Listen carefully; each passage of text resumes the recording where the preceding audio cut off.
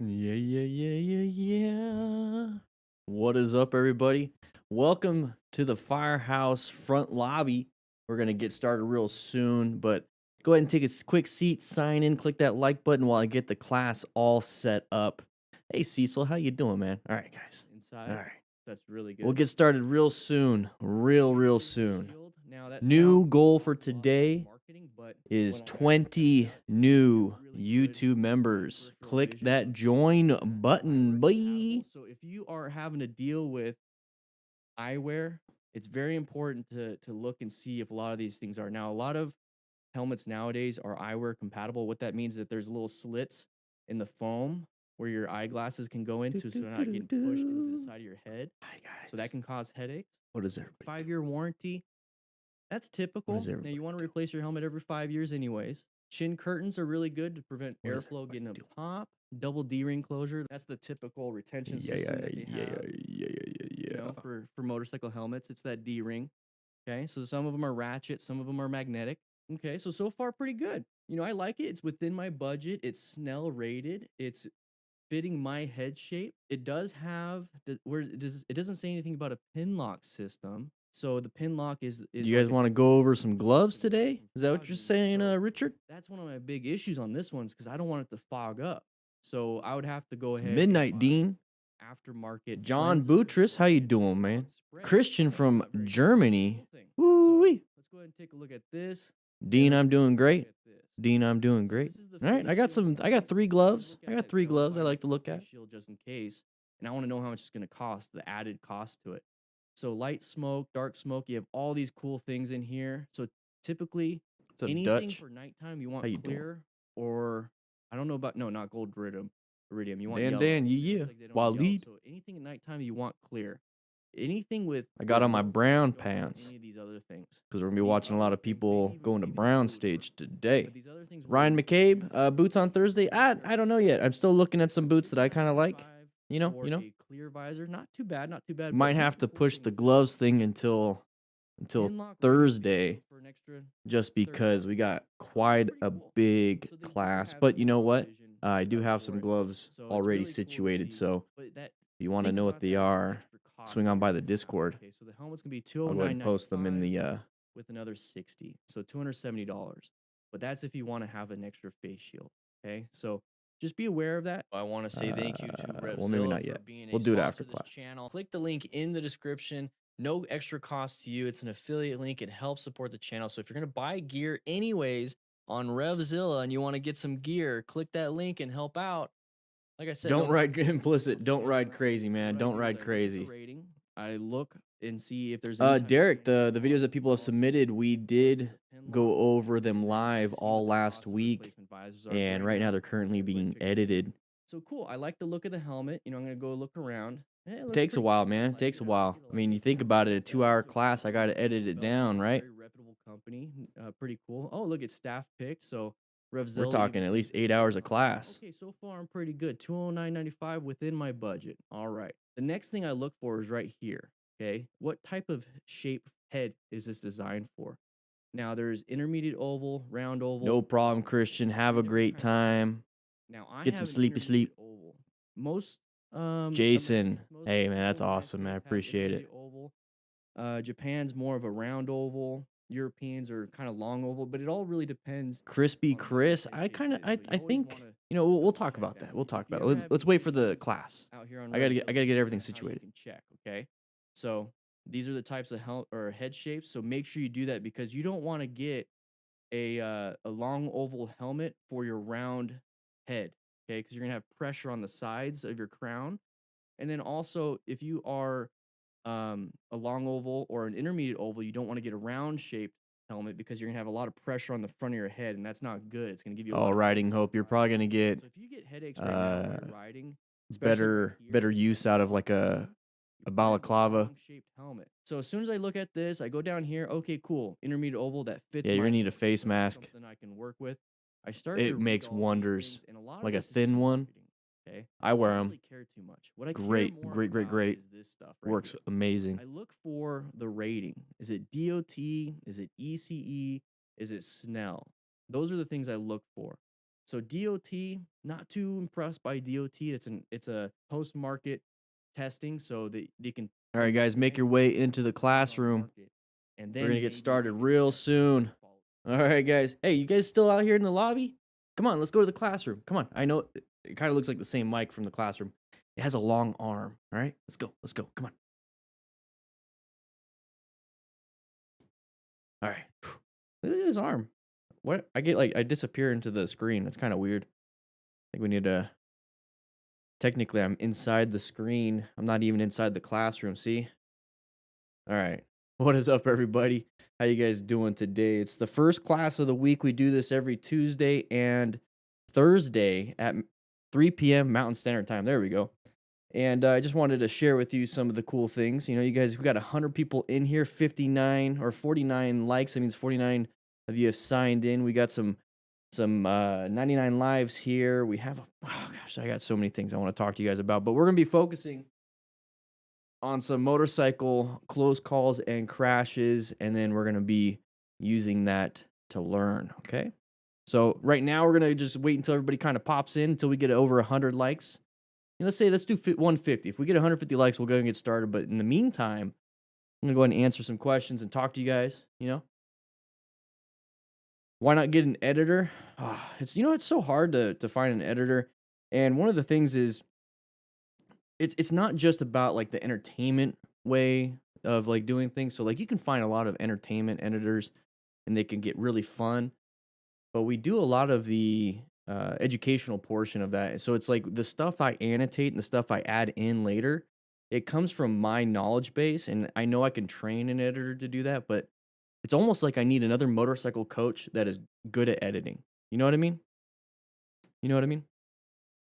We also got Pablo Miller, Timothy Potts, and Eric Overson that entered into the motorcycle gear giveaway. So guys, if you click that join button or you click the link in the description and the chat, you can actually get your name down there. So yeah, we're giving away $800 worth of Revzilla gift cards. Just sent a $400 gift card to one of to last month's winner. Jeez, I'm all over the place. I know. I need to get some Mountain Dew, some 50 milligrams of caffeine in me or something. All your helmets allow wind. So, Dan, the balaclava, it's a wind resistant material, so you don't even feel it on your skin. So the only time you feel it is like around the eye part where it's open. It works great. Trust me, it's gonna work great. A balaclava is gonna help. Oh, you have one? Get one. Do you have one that's that's wind resistant? Because they usually make those for skiing and snowboarding. That wind must be biting cold, man. What's up, Ferritin? How you doing? Ted Warner got you into motorcycling. Awesome. I got to warm up a little bit. I also got to warm up a little bit. It's the first class of the week. I'm usually pretty high energy on Thursdays. Tuesdays, we're kind of getting back into it. Guys, remember to hit that like button. Click that join button, too. Hokage, you like the beard? You'll see more of it a little bit later. I want to get a little close up. What do I think about the Alpine Star Air Vest? I think they're good. We actually had a rider here locally that had it, and it didn't go off when he crashed. Pretty weird. It's pretty weird. So I'm really concerned about that. What type of motorcycle do you recommend to start riding, Alex B? Anything that you can fit pretty comfortably on that's not going to mess with you too much in terms of like back pain, having to reach for controls. And I like having mid controls as a beginner rider. That way you can put your foot down really quick because rear controls, you're kind of having to put your feet forward to put them down. Same thing with forward controls. You have to like remove your foot, put it down. I like having mid controls for a beginner. And then something that you can flat foot is good for a beginner, but it's not needed. Those things are not needed, but it's something that I recommend. Yeah, Helite airbag vest, Justin. I mean, you can't go wrong with the mechanical pull, you know? I personally love having wind on your face. Yeah, crispy Chris. How you doing, Speed Limit? SA, how you doing? Nicholas, welcome, welcome. Make sure you hit that subscribe button, guys, if you haven't yet. Paul Chris, right on time, baby. Ryan, no problem. No problemos. FZ09, yeah, the MT09, FZ09, great beginner bikes. really good, and that's all you're really gonna need. You're not gonna need anything crazy. Guys, once we get 150 likes, there's 150 of you in here, you gotta sign in. You gotta sign in. We're gonna get started soon. We're letting everybody come into the class. We're gonna get going pretty soon. Tyrese, how about DCT bikes? I think they're great. I think they're great. Can't go wrong with them. You know, it removes one of the things that you have to worry about when you're trying to learn. The thing is, once you learn and you're kind of, you know, doing your thing, DCT or having to shift and all that stuff, it's not really an issue, but it can help you out when you're first starting. And then sometimes, you know, sometimes shifting kind of sucks. So DCT is perfectly fine. Went and saw a couple motorcycles in the dealership. Was super surprised how big and heavy they were. They seem pretty unwieldy, and the dual sport I want to get seems to be kind of tall, and you're 6'1". Yeah, dual sports are kind of tall because they need that clearance. And a little unwieldy when they're just sitting there. That's why when you find that balance point, it's really important. And then when you're out riding, you don't really have to worry too much about that kind of stuff. That's why it's really good to do your slow speed maneuvers, because you don't really get the crazy gyroscopic forces to keep the bike up. You really maintain it by counterbalancing. What's up, Adnan? How you doing? Hey, you.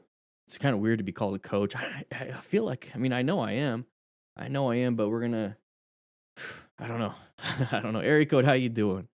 How you doing? It's been a long, long week. Anybody here ride this weekend? PDX Squid, did you ride this weekend? I know X-Ram did.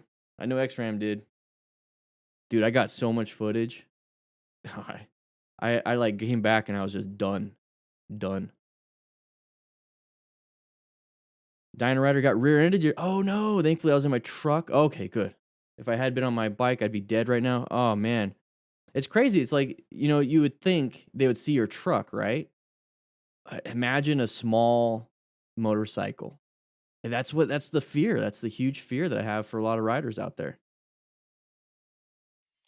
Whoa! Van the man, almost like Dan. Woo. Why did God create firefighters? Because cops need heroes as well. Oh, we got a fellow firefighter here. That's a good one. I've heard that many times, but it never gets old.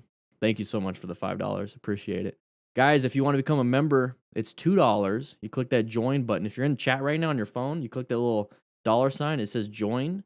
You could easily join for $2 and you get a mustache. You get your first mustache ever when you join, and then it turns into a beard like everybody else here. Motorcycle got stolen. Oh no. 111 likes, guys. Once we hit 150, we're gonna get going. We got this video right here. This is from 99 lives. We're gonna be talking about the look. He's already using the horn, not using a rock form mount. I mean, come on. Click the link in the description for the rock form mount discount code. Doing maintenance repairs trend. Okay, yeah. You know, keep it safe for when you get back on. Because of I know Pele. I mean, I wonder when that stuff's gonna kind of go away. You know. Good area code. I'm glad. I'm feeling better. Stacy, it's pretty chilly. Where are you riding? Hey, where are you guys riding at? So Stacy says chilly. So where is it at, you guys? It was kind of warm this weekend in Tucson. It was a little warm this weekend. I actually sweated a little bit. It was weird. My wife is tiny and started on mid controls. Yeah, Leonardo. Mid controls are great. They're really good. 115 likes. Let's get them going, guys. 35 more, and we're gonna get started real quick. This actually gives me good time to actually read some of these comments. Crashed 2 months ago. Still waiting for an estimate from the dealer. 2 months, and still waiting. Oh my gosh, guys, we're doing really good. It seems like everyone's starting to ride again, and I've been seeing the uptick in views, so that's been really good. And the reason why it's good is because now we're getting more and more people watching some motorcycle training. So I like the fact that since they are going up, that means people are searching for motorcycle training. So that makes me feel good that people are searching for those things. It's really cool. OKC, New Mexico, Oklahoma, Scotland, ooh, New York. Okay. Yeah, I can see it's pretty cold there. Sweden. Damn, we got everywhere in the world, guys. Because that's right. Best damn online motorcycle community in the world, right? Right? That's right. Yeah, it only took 100 likes, but we keep, dude, look at 170 something people in class. How many classrooms have you ever been in? Like when you go to your local motorcycle class, it's a max of 12. And right now you can't even do that. We got 180 people in this class, guys. I don't know how we have the room for it. I think we're gonna have to upgrade the facility pretty damn soon. I'm actually talking to someone this Thursday about upgrading this facility, but more on that a little bit later. As in, not right now. Connecticut, Philippines, Tucson, Linguini. Hey, I'm in Tucson. I think somebody said something about Tucson crash. Was there a Tucson crash? Janny, first Rebel 500 ride in a while. Ooh, yeah, it's a great bike. It's a great bike. High of 38, Dave. Oh my gosh. Trying to. Did you hear about the accident at Tucson? Linguini? No, what happened? I didn't hear about it. Which one? We've had quite a few, and it's been pretty sad. There's been quite a few people crashing their motorcycles, getting hit. David Ruiz. Yeah. Melody Center, live in Tucson. Do you have any recommendations on where to take my MSF other than, Pima Community College? Other than that, Melody, Team Arizona and Ride Arizona MTC. Team Arizona's pretty good. I like Team Arizona. I mean, I like Ride Arizona MTC. I coached for them for a while. But I mean, there's also Team Arizona too. Melody, you got two great places here locally.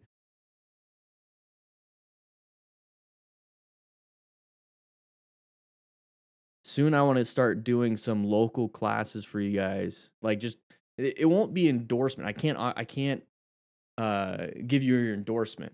So I mean, I'm not a third party testing facility. So soon I want to start doing some parking lot things with some local people. I mean, maybe max 5 people, do a sign up sheet type thing.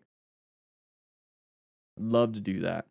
Starting to get my training system down, trying to get some automaticity type training in Tucson, Arizona. Bartek. The newer Rebel 500s are great, Tawny. Yeah, they are.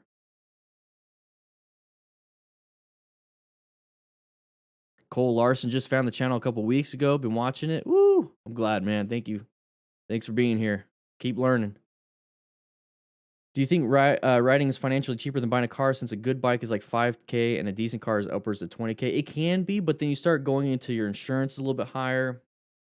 And then you actually get more for that $20K, I guess. I mean, not all cars are $20K, but you start getting more so you can actually have passengers, you're safer. So you start doing risk assessment versus financial assessment on that. And financially cheaper, yeah. But for the value you get for a car, it's probably as the same as a motorcycle, if not more. 8 more likes, guys. We're going to get started. Jason, I just talked to Yami a little while ago. Ooh.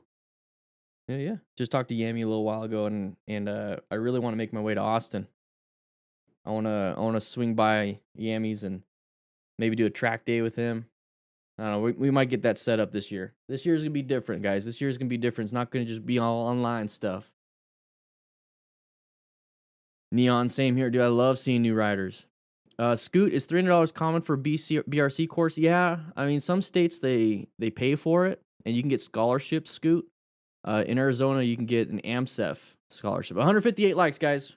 Whew. Here we go. We're gonna get started. We're gonna go back. We're gonna do a Q&A at the end of the class. So if you have any questions about what happened here in class, if you have any questions about anything, let me know. When we do the Q&A at the end of class. But we're gonna get started soon. Let me go ahead and get my pen. Out. Dave, I saved your ass a few times. Glad to hear it. I'm glad that you're actually able to type right now. You know what I mean? Guys? I'd be doing a terrible job if everyone is just getting in crashes and can't watch the class. You know what I mean? Yeah, Illinois pays for BRC1. All right, guys, here we go. We're going to get started. Make sure you guys hit that like button if you have to leave. Hit that like button before you leave. All right, here we go. I always love 99 Live's intros. Whoa! Make sure you guys go subscribe to him. All right, so we're moving through here. There's that pattern of you have an open lane and there's a line that is just long and people want to just get into the open lane. So when you're lane filtering or even traveling in that open lane, pay attention to that.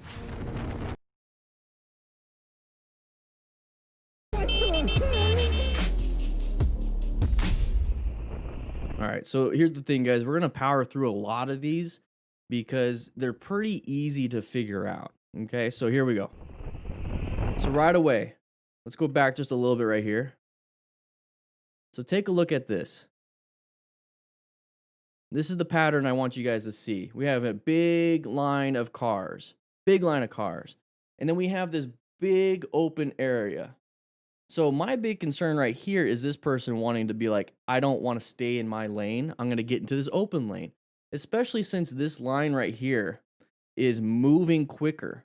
So that's what you guys need to be paying attention to. So if you're in this lane and you have this big open space cushion right here, be very careful about anybody wanting to come into here. So that's that pattern. We talk about patterns, side of the vehicle, open lane versus closed lane. What's up, Adnan? How you doing? Welcome to the crew. We talk about that all the time. And that should put you into orange stage. You need to be very careful when it comes to that, especially when you're lane filtering, because when you get to here, now you have this. So don't accelerate crazy getting into these big spots right here. Just coast through it. Just be nice and easy. Set yourself up for success by positioning yourself over here so you have a massive space cushion from anybody over on the right. And then you won't have an issue like this. The reason why we hit this person is because we accelerated into it. Now, what do you think everybody else wants to do? Big open lane, guys. You did it. Don't you think somebody else is going to do it? Yeah. So be very careful with that. Learn to plan your ride, guys. All right, so we're going to be moving through here. Interstate is in Miami, right? Oh, another merge issue. Exactly what I was just saying. No lane signal from the car. Yeah, I know. All right, so right here, pretty good view, good lane positioning. We're going the speed limit. We're going with the flow of traffic. Looks great. We're doing great. Now, we noticed that this car over here is going slow. Big open lane. We are already indicating it. We already want to do it. So, big open lane. This person's going slow. Guess what? What do you think this person wants to do? Maybe the same thing because we're stuck behind this truck. So if you have that inclination of, I want to do it, this person might want to do it too. So just think about that. So you do it, but you're not really taking the lane yet. Look how close we are. This is not what we should be doing. We should be getting into our lane, move with a purpose. Boom, we got hit. Now, technically, we are in that lane. We are, but it doesn't matter. Move with a purpose. Get yourself in a better position. Give yourself a space cushion from left, right, forward, backwards. Give yourself that space cushion. And that's scary to get hit like that.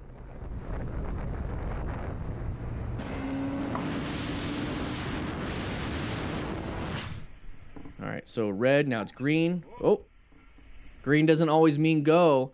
And here's the thing. This motorcycle rider figured that out, saw it. This guy wasn't paying attention. Almost hit a pedestrian. So, I mean, what's the rush? It happens to motorcycles all the time. All right, going the speed limit. Okay, so we're gonna wait for this car. It's already 3 lanes over. Okay, we're getting up to the light. It's a red light. Good. Ooh, what stage do you think this person was in, everybody? What stage do you think that car driver was in? Let me know in the comments. Now, a good thing for this rider, or not this rider, but this car driver found the escape path and started going that way. But it's pretty scary if that person was behind you. Okay, that's why you wear full gear, just in case they do that. There's not much you can do. We already had some people in the chat saying they got rear-ended this weekend.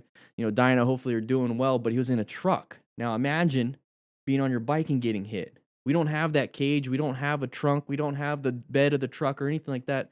All we have is gear. So here's the thing, guys. Check your motorcycle jacket right now. Check it right now. If you're watching this, check it right now. And I want you to open up your jacket and look in the back. Do you have that gray foam? That is not safety protective foam. That's PE foam. You need CE rated foam. which is going to be CE level 2 or more. I think it's 1 or 2. I believe it's 2, right? Class? Yeah, it's 2. CE level 2 for the back, okay? Get yourself a new back protector, okay? Okay? Okay?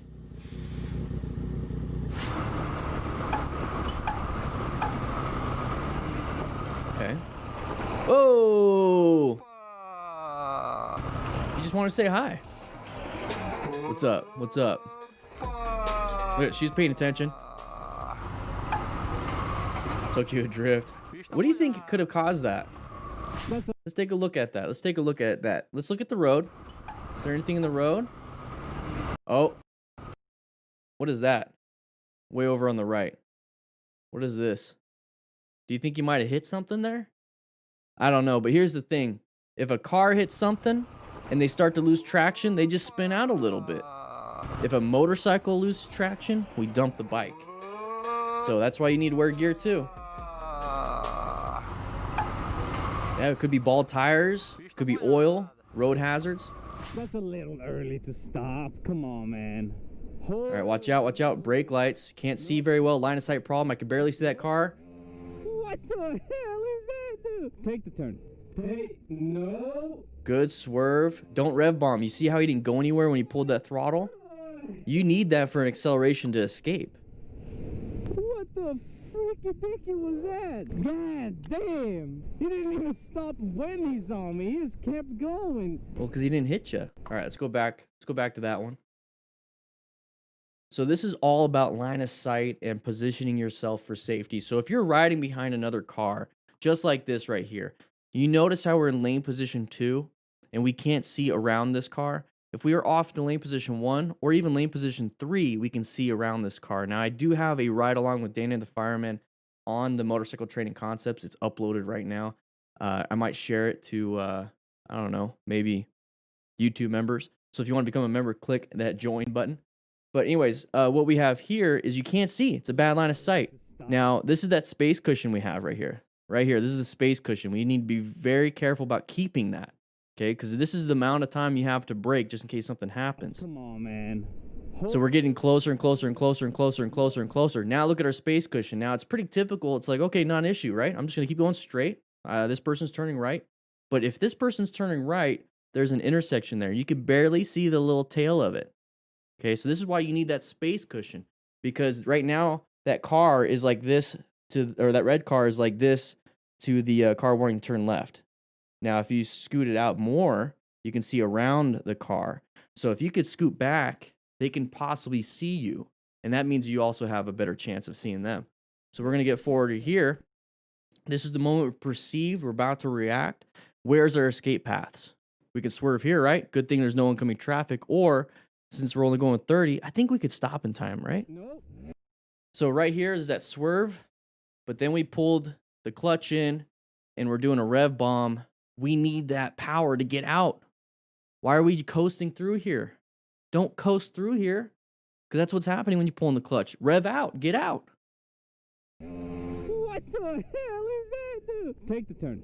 Right here, though, I just want to show it. He's doing a good job when it comes to the swerve. Let's do a little bit better by not taking power from the rear wheel and go ahead and get going. No. Yeah, don't rev bomb. What the hell is that, dude? What Very close. freaky dicky was that? God damn. He didn't even stop when he saw me. He just kept going. All right, so another situation, long line, open lane for us. What do you think everybody wants to do, guys? What the hell was that? Stop being an idiot, man. You can see that ahead of time. You can see that ahead of time. So just real quick, the first image. This is what I like doing about the first image. Boom, right there. Right there. Look at this pattern. This is a pattern. Drill it into your head. Burn it into your head. Burn this image. Long line right here. Big long line. Ours is open. If you were here, remove the remove the motorcycle rider out of this. Remove them. If you're this car driver and you're stuck behind all these cars and you saw this open lane, what would you do? Okay, now that you answered your own question, now we're here. Put yourself in their shoes. Now, put yourself in their shoes too. As a motorcycle rider, we're like, we know they don't see us. So now you know they're going to go into our lane and not see us. So with that information, let's go into it nice and easy. And when I say easy, let's say the speed limit is 30. Everyone stopped here. I'll go 20. It's not a big deal because I'm still going faster than everybody here. And then once I get out of this area, I'll go back up to 30. Not an issue. I can stop a lot better at 20 than I can at 30 or 40 or 50 because people like to go through this. Don't do that. You're going to put yourself in a bad situation. Okay, you already see one doing it. Always assume somebody else will do it. So now we're here. We're going to rev bomb. Guys, right here, we need to stop. Or we need to slow down and let them in. Okay? We don't need to stop completely unless it's an emergency where they're just stopped there. But this person's going to go too. So we need to modulate our speed to allow them in. What is our escape paths? What are we going to do here? We can't do much. That's why I like to lower my speed when I see that long line and a big open lane for me. I want to slow it down because I know pretty much the only situation I have is to stop or slow down enough to let them in. And slowing down and stopping at 20 is way better than 30, 40, 50. So you see how he barely stopped at the end? That's what saved him, not the rev bomb. What the hell was that? Stop being an idiot, man. Real quick, what do you guys think could be a factor in this motorcycle rider's perception and possibly reaction? What do you think could diminish some of that?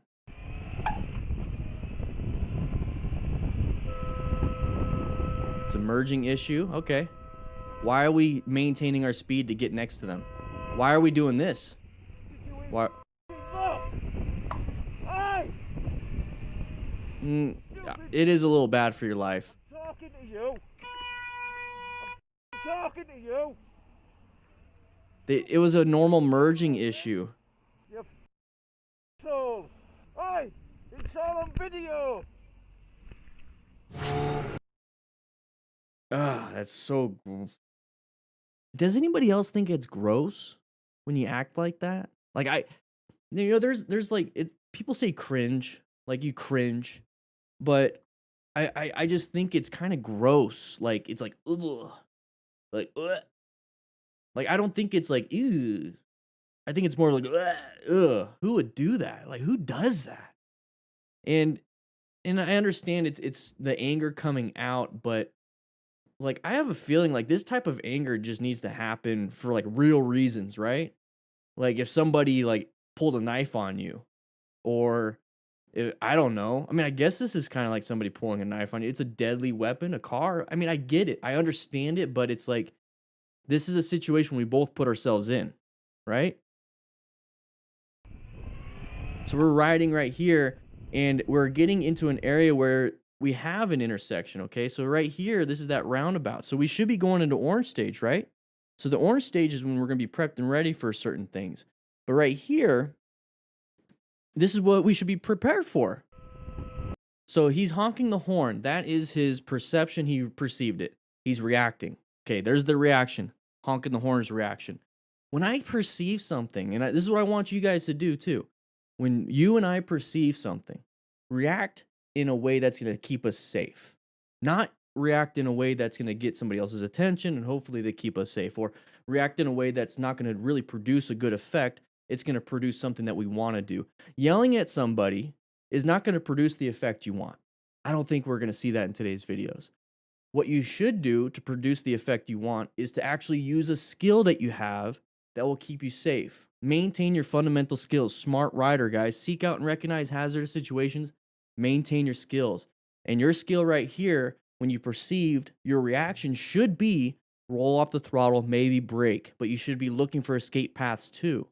Okay, so this is what I want you guys to be doing.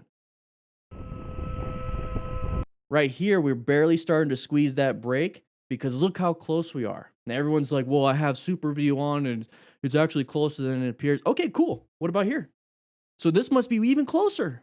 Guys, you can't be doing this. You can't be getting this close because all it takes is for this woman to just do this. Dude, boom, hits you. You're on the ground and they could probably just keep driving off.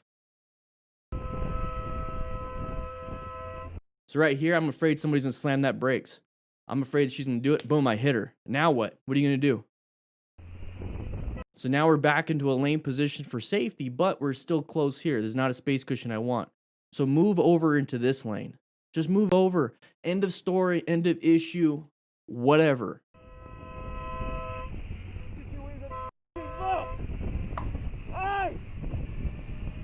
You stupid. I'm talking to you. It's so ugly. It's just Talking to ugly. you. Now I understand he was getting mad. You know, one mad boiler. You But come on, man. fools. Hey! It's all on video. Like, that's gonna solve anything. It's not gonna solve anything. Alright, we're filming from a phone or something. Okay, newbie rider. What do you think is an issue here with the newbie rider? Going a little wide in the turn. Group ride. Oh, he did one really big one. Now he's gonna do the second. Ah. I'm walking here. Neon, did you know that he actually, when he said that during the movie, I'm walking here, It's all on video. he kept his accent, but it was actually it wasn't a line that wasn't supposed to happen in the movie, but he kept in character the whole time. I forgot the movie. Name the movie, Neon. Anyways, so what we got here is we're gonna be riding with a group of friends. You see how he's trying to catch up to the other group riders? Well, if he's a new rider, look at him, look at him, look at him all squared up. Look at that. Look at them all crossed up. X-Ram, and look at that. Crazy, huh? So you know that's a new rider. So this is when you have that Cardo Pack Talk or something. You have that system going to where you can talk to the group and you can say, hey, buddy, slow down, slow down, slow down. Hey, we'll just sit back and we'll catch up to them later. You know, and then you tell them, hey, you guys go. We know where to meet up. That's why you have a pre-ride meeting too. So grab yourself a Pack Talk. Grab yourself something from Cardo. Great stuff. Link is in the description. But yeah, this is why I love Bluetooth systems. I don't want to deal with hand signals. How are you going to do a hand signal back here to get his attention? You know what I mean? But first problem right here, he started fishtailing on the end because he lost traction on that right tire, or the right tire, the back tire. So right here, I would be telling him, hey, whoa, whoa, whoa, whoa, slow it down. Slow it down. Take these turns nice and easy. Yeah, he's like, ugh. And look, he might be a little nervous. You know, he's got one hand on his hips, like, ooh, ooh. Don't want, ugh. And that's fine. You know, that's a new rider. And this is when we should be teaching and mentoring these newer riders and be like, hey, you don't have to. You know, we still like you. Just because you're slow, it doesn't matter. Don't worry about this kind of stuff. You know, take them under your wing and help them out because we don't want them to crash because they're never going to come back. So on this one, same thing, went a little wide. And now what you can do is practice this type of stuff, slow speed style with a straight line or offset weave in a parking lot. So if you mess up that first cone because you went too fast, guess what? The second cone, third cone is all going to be screwed up and you're going to miss the fourth cone altogether. So that's going to teach you patience. It's going to teach you to treat every turn as its own turn. You don't take one turn to set up for the next. You don't go fast in the before the corner so you can set up for that corner. No, you set up appropriately for what it is. And that's going to really tell you and put your ego aside. No buenos. Thankfully, it was a low speed.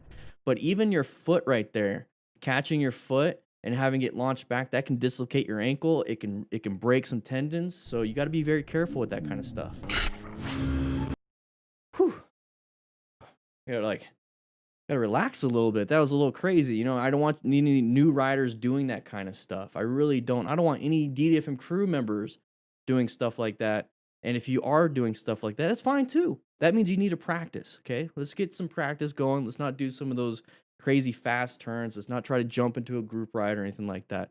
But guys, if you want to join the crew, the DDFM crew, click that join button. It helps out the channel. It's $2 a month. You get a mustache and all the emojis. What's up, 82? All right, so intersection, good braking. Watch out behind you. Oh, see, that's one of my big fears when it comes to stopping at a light. So it's going to go, okay, fine. At that point, if I can't stop in time, which I know I probably could, but I'm also looking behind me, I would have just gone through. I would have just gone through. Haideți pe dreapta. Să I like rezolvăm that. frumos și tot ok, da? Yeah. 80 or 99 lives. E ok, înțeleg că și eu. So that was that's a pure accident. Okay, so we talk about motorcycle crashes and collisions. Now, an accident implies that there was no fault. Now, typically, I don't like saying accident, but right here, there is a little fault, but it literally, they didn't mean to. So I look at more of the intention here. So right here, what I'm going to be doing when I'm riding to an intersection, if it changes yellow on me, like right when I'm kind of getting close and there's somebody behind me, I'm just going to go through it. Okay, even if it turns red right when I get to the intersection, it's safer to go through it than to try to stop like super like short and then have the person behind me stop in that same exact distance. It's not safe. So this is where you need to have that 360 situational awareness to where you're coming up to an intersection, you notice it's orange stage because you have to get into orange stage for intersection. So you're covering the brakes. You might even be slowing down a little bit, just a little bit, but then you're also looking, okay? No one to my right, no one to the left. 360 situation awareness. You do a little peripheral eye movement to get over there, look at your mirrors, and somebody's right on your ass. Okay, that's kind of, they're not giving themselves a good space cushion. And all of a sudden it turns yellow and you're about to hit red. I know this person's a dum-dum. They're not going to stop in time. I know I can. My practice has been good. I've been going to a parking lot. I don't think anybody goes to a parking lot and practice their car driving skills. So I'm just going to go through it and let them slam the brakes and maybe getting halfway into the intersection while I'm safe on the other side. It's perfectly fine. And here's the thing. If a cop pulls you over, just let him know. And I would rather tell a cop and maybe get a small traffic citation than to be rear-ended and deal with insurance and deductibles and then deal with back pain, deal with all these injuries that I have. I'd rather deal with that. And then sometimes cops are pretty smart with that. They have all this training too. They understand. As long as you are nice about it, cordial. As long as what I got a cord right here. Anyways, let's watch this again. Exactly, Scarlett. Cop may even let you off with a warning, especially if they saw that. Especially if they saw how this car was right on your ass. Just say I didn't feel safe. And then that you're sorry.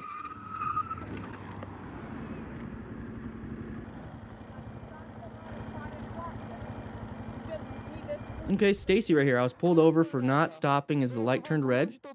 He let me go because I told the officer I didn't feel that I could stop safely. Ok, înțeleg că și eu. Public safety people, firefighters, EMS, cops, they care about the safety part. Now, yeah, they might give citations and stuff, but if you give them a legit reason why you felt like it wasn't, and then you can even tell them, I need to practice my braking because that scared me. They'll let you go. They're nice people. All right, moving over here, side of the vehicle. Yep. Okay, brake. Good job. Let them in. Let them in. They're just being dum-dums. Can't do much. I don't know why we turned down that way. E ok, înțeleg că și eu. All right, so right here, guys, very simple, very easy. We see the side of the vehicle. That means it's an intersection, orange stage. We're prepped and ready. He's going the good speed limit. He's getting prepped and ready. Look at his hands over there. Look at his hands. Yeah, he's got his hands over the brakes. He's doing pretty good. As soon as he sees this, decelerates, applies the brakes. He is a smart rider. I just want you guys to see that. Don't fight for this lane because that person is going to be able to take it. There's nothing you can do about it. Go ahead and honk the horn when you're out of the way and safe. So I'm fine with that. And I don't know why he turned right, but you know what? Might as well. Who cares? 3 rights, make a left. Side of the vehicle, same thing. Non-issue. Swerve out of the way if you had to. So go move to lane position 3 instead of 1, which is exactly what he did. So he adapted and then had to navigate a little bit, plan your ride.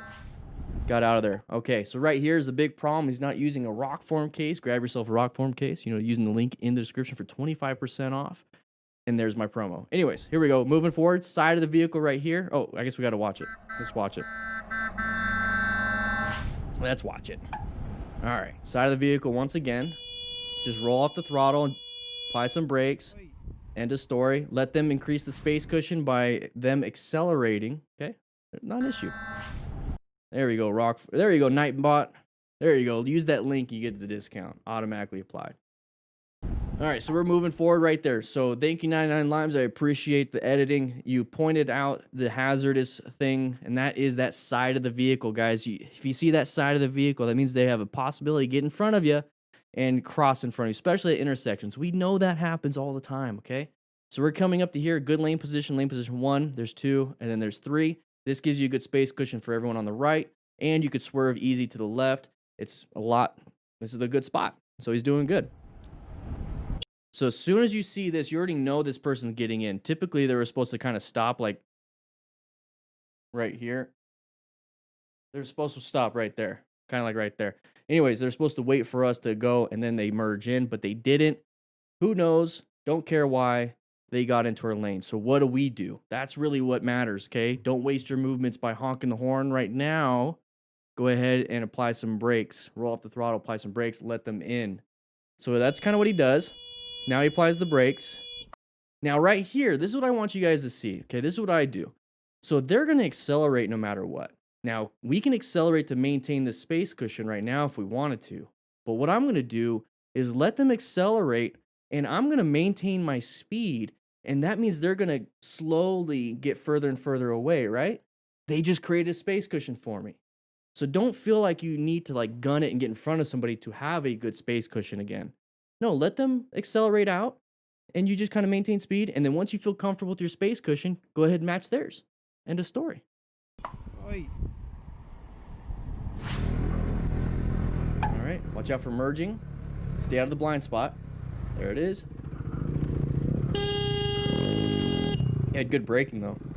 Great braking. There's no reason to do this part. Hey, wind your window down. People don't... You didn't even look when you pulled in here. You almost wiped me out. You were in the far lane and I was in this lane. You just pulled in without even looking. She's probably apologetic. My horn, that's why I didn't beep you. Please just turn your head.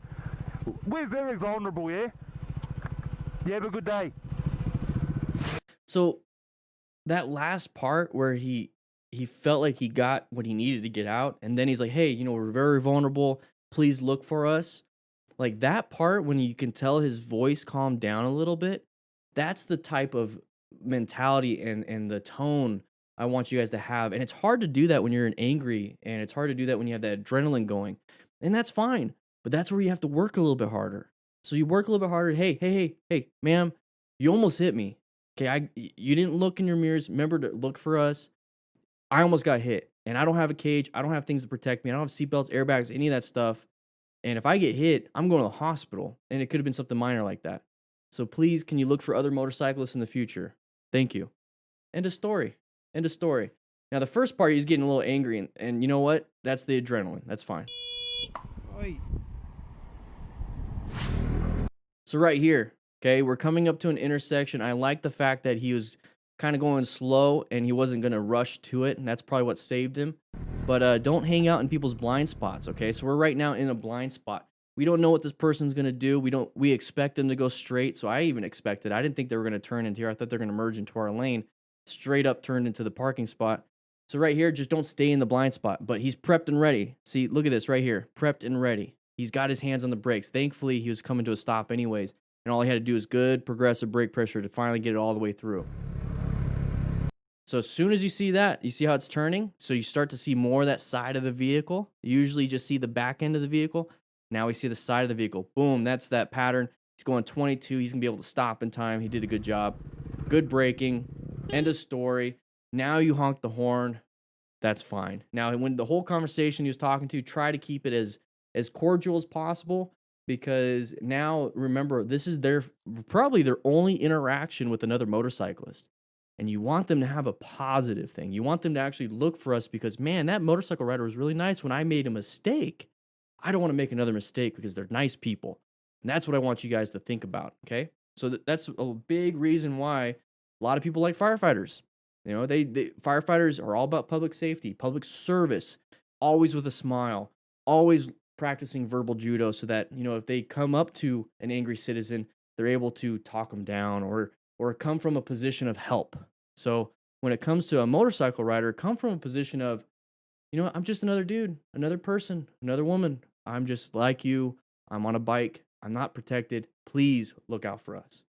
Beep ya. Nathaniel Henderson with the super sticker. Thank you so much.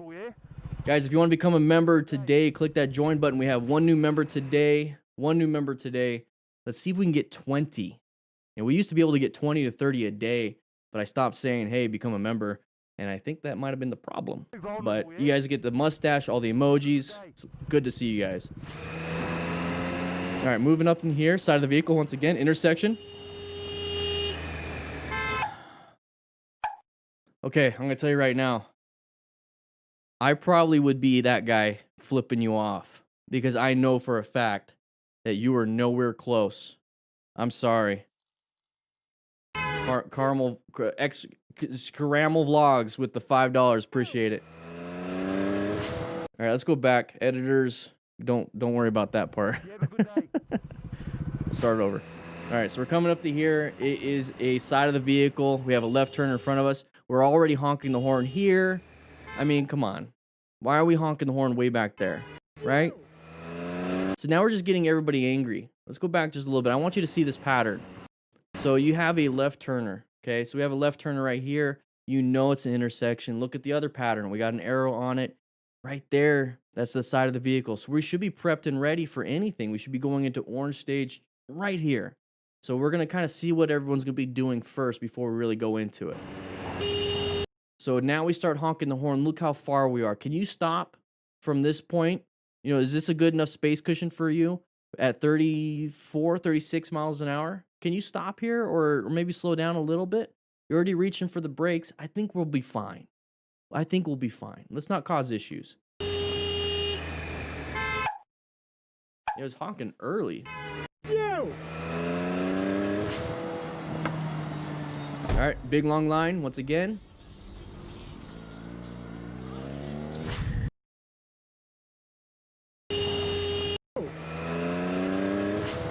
All right, so I'm wearing my brown pants.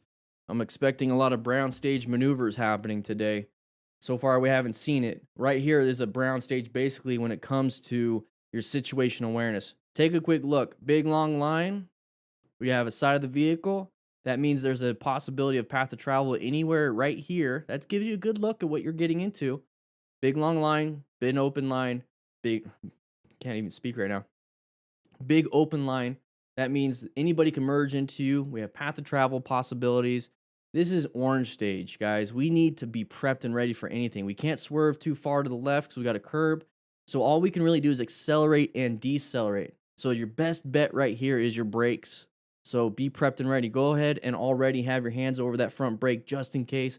Maybe even slow it down just a little bit so that you don't have to brake with a huge amount of speed. And D-drum with the $2, baby. Woo! Yeah, I'm barefoot.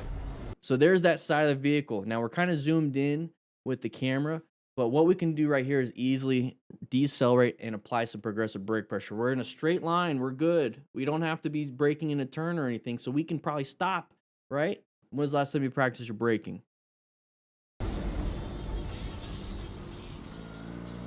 Non-issue at that point. All right, we're coming up to a light. Whoa! That was close.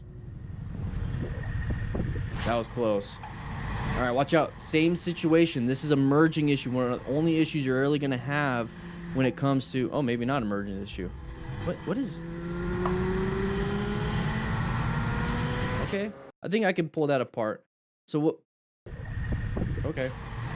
So what I was talking about right here is the only time you really have a path of travel violation on the interstate is on off-ramps and on-ramps on the interstate.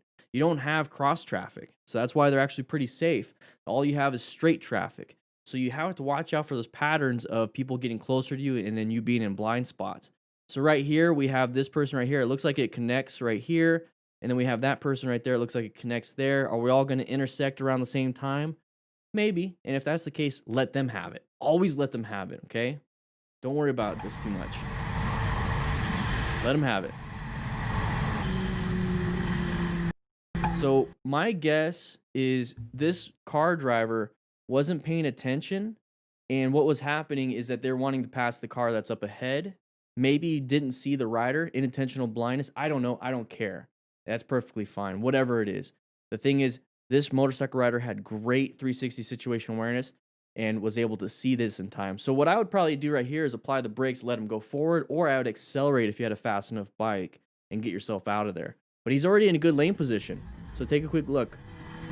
Look, he's in lane position 1 all the way to this side. So I have a feeling this person was wanting to pass this car and did it a little early, didn't see us. So what I'm trying to get at here is that this car driver is already planning on doing something. He's already planning on passing. So we can help them by decelerating right here, let them go, and then we're on with our day. I don't want to jockey and fight for position here because this person's still accelerating. They don't want to hit them. So now we're just kind of like, okay, are you moving or am I moving? You know, what are we doing here? I'm gonna let them have it. It's not worth it. It's not worth it. But good 360 situation awareness. So he accelerated out, and that's something you could totally do if you have a powerful enough bike. So those of you who are riding Groms on interstates, or if you're riding a very low CC bike, you might not be able to do that. So think about that when you are riding around. Side of the vehicle right there.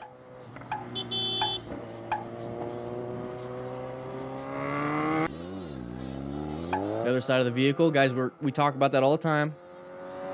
Switch lanes, non-issue. Now we're gonna have an issue. You can see, mate. So. All right. Side of the vehicle. Good braking, good braking. A little bit of a panic, but he kept it upright. That's good. Maybe ABS. I don't know. Traction control. I think this is already taken. All right, so let's go ahead and go back. You can see, mate. So. All right, so we're moving through here. This is a good indication that we have a side of the vehicle. Now, there's usually a good way of figuring this out, and that's with a little patterning. So side of the vehicle is a good pattern, but what else is a good pattern? We see the brake in buildings. So here's a building, here's a building, here's a building, and then buildings way over here. So there's this big gap between buildings. That's usually for cars, okay? So if you see a huge gap between buildings, typically a car is going to come out. And if you already see a car coming out, you already confirmed your issue. Alivo with the 10. Thank you so much. I appreciate it. So there's that side of the vehicle right there. So we're already honking the horn. I don't know why we're honking the horn. 5.7 GOAT. Thank you for the $3. Appreciate it. Right here, what we need to do is start to straighten it up a little bit. Maybe apply some brake pressure if you see him starting to come out, just like that. So there is that panic grab, okay? So he was able to do pretty good. So he was riding. Oh, crap, did that. So when it comes to intersections... So. All right, let's see. You see that it's an intersection. What do? You already put your hands over the brakes, and all you have to do is now squeeze it instead of reach for it and grab it. That's why you get that little jerkiness. Probably didn't look. D-Drum with the $2. Hey, appreciate it, guys. Thank you for the donations.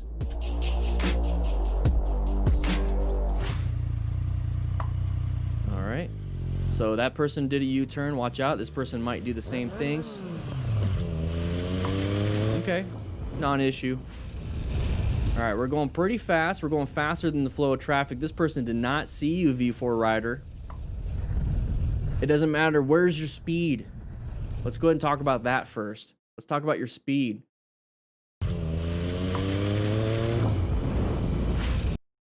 right, so let's take a look at his speed again. This is not sped up, and if it is, he's obviously going faster than the flow of traffic because he passes this white car very fast. He's going to pass this white car pretty fast, and he's going to be upset with that. So where was your indicator? Okay. So let's take a look at this. We're going around the corner. We're going pretty fast. We're going faster than the flow of traffic.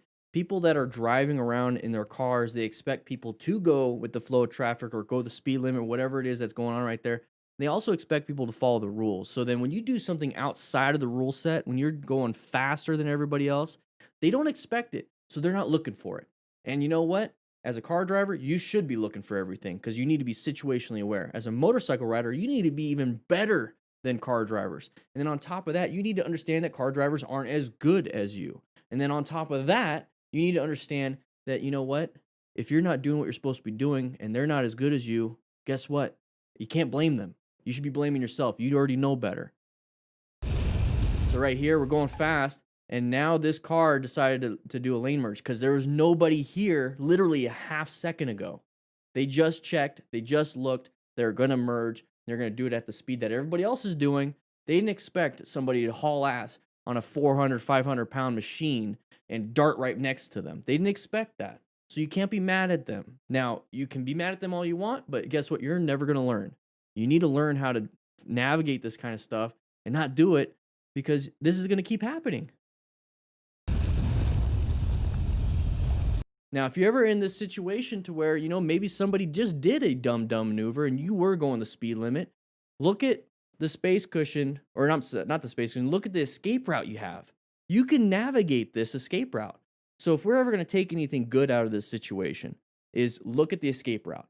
If we're going to remove anything bad, it's don't be going this fast. So escape route is good, going fast is not.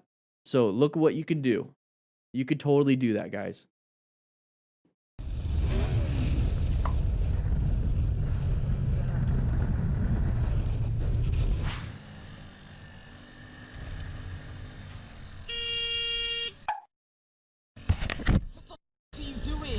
I completely missed it.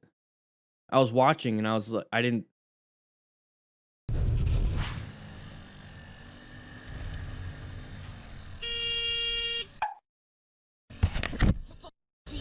Oh.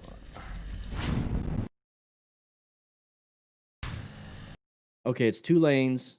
I get that. Why are we... Maybe I just put too much emphasis on the motorcycle rider. Because I'm just like...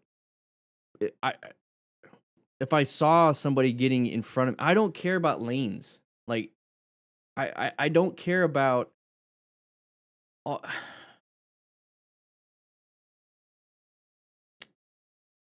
Guys, lanes are lanes are lanes. Whatever. People don't draw on the lines. People don't freaking drive in their lanes. People don't indicate when they're changing lanes. People don't follow the rules, but then they expect you to follow the rules. And I just mentioned, to follow the rules and all that stuff. But guys, people don't care. The only real rule when it comes to riding around is to stay away from people. Stay away from people. This is a landmine. That thing right there is a landmine. All that grass and that curb. Potholes are landmines. You have everything is a hazard to you. So if we're getting closer to something, slow it down. If we're starting to get towards something because we're target fixated, stop looking at it. At the end of the day, if there was no lines in the road, if there was no signage, are you still going to haul ass around a corner because there's no chevrons to let you know? You probably will. But you should know that there's a corner coming up. You should be slowing down and prep for it. If you're riding around, there's no lines on the road, and all of a sudden a car starts going kind of like this in front of you, shouldn't you know not to get close to it? I just don't... I look at this kind of stuff, and I'm just like, what the heck are we doing here?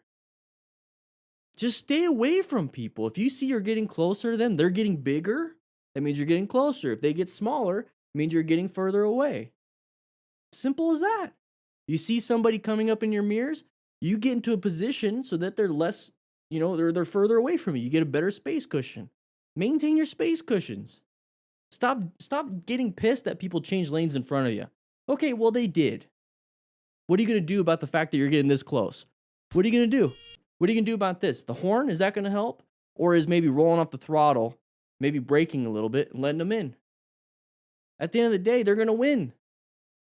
They're going to win. It's like the same people getting pissed when they're walking down a sidewalk and somebody doesn't move out of their way. You move out of theirs. Why not? Come on.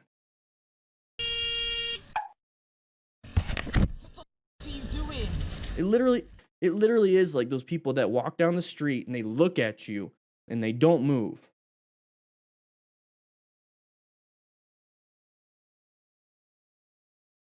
Right? Just move out of people's ways. The only time there should be a collision is on an accident. I don't think we ever looked at our mirrors. You notice how I use the same excuse everyone else has? So, okay, he looked at his mirror. Okay, cool, fine. Looked at his mirror. He's going to change lane. He's going to do everything he's supposed to be doing. He's going to switch lanes, going with the flow of traffic, everything. And all of a sudden, after he already checked his mirrors, he already had everything, this dumb driver hauling ass didn't see him. How L.A. Gixxer, and I'm picking on him because he's actually a really good rider and he puts out a lot of good stuff. So I'm just using it as an example. I'm not really making fun of you, L.A. Gixxer. So this guy is hauling ass. How come we didn't see him? How come we didn't see him? It's because we didn't anticipate somebody driving like an idiot. So why are we doing that? Why are we hauling ass? Why are we being idiots and expecting drivers to see us? Well, guess what? If this dumb driver hits us, that person's fine. If the roles were reversed, then this was the BMW or whatever, and then that's us, and we hit them, we're still not doing well. Stop messing around. Stop speeding like crazy. Check your mirrors. And if somebody else doesn't check their mirrors, so be it. You should be a better rider or driver than anyone else on the road because you're actually here. You're getting some training. It was a Honda. Whatever. I'm getting a little amped up today.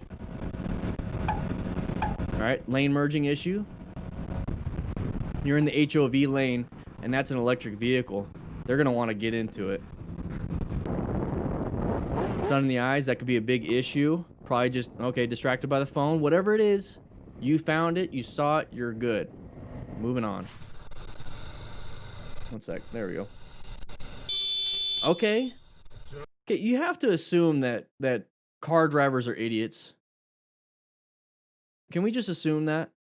Can we put this in the pattern box that on roundabouts people are not going to be able to stay in their lane because they don't know how to do that?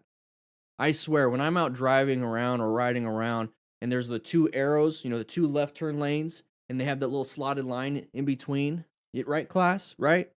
So they have the little slotted line in between the two lanes. They always cross over it. I never trust it. I never trust that they're going to do this. I always trust that they're going to do this. That's why I don't stay next to anybody in the turn lane. So can we just chalk this up to the same thing? Nobody's going to stay here. Nobody's going to stay in their lanes like they're supposed to. Shane, appreciate all the information. Your class has given me so much knowledge. Thank you. Sorry, I'm getting a little amped up, Shane. Sorry. Yeah, so the devil, that's Spain. They always do that on roundabouts here. So if they always do that, then why are we getting pissed? Are we the cops? All I care about is my safety. If I knew they were going to do that, then I should handle it. If I know that I'm going to go into a burning building and it's on fire, a possibility of me getting burned, am I getting pissed at the fire every single day? No. You need the salt? I'd be upset too. I'd be upset too, but I'd be more concerned about... whatever. Alright. I think we're going really fast. Sorry, I was looking at a speedo. We're going to do this again. So I was looking at the speedo.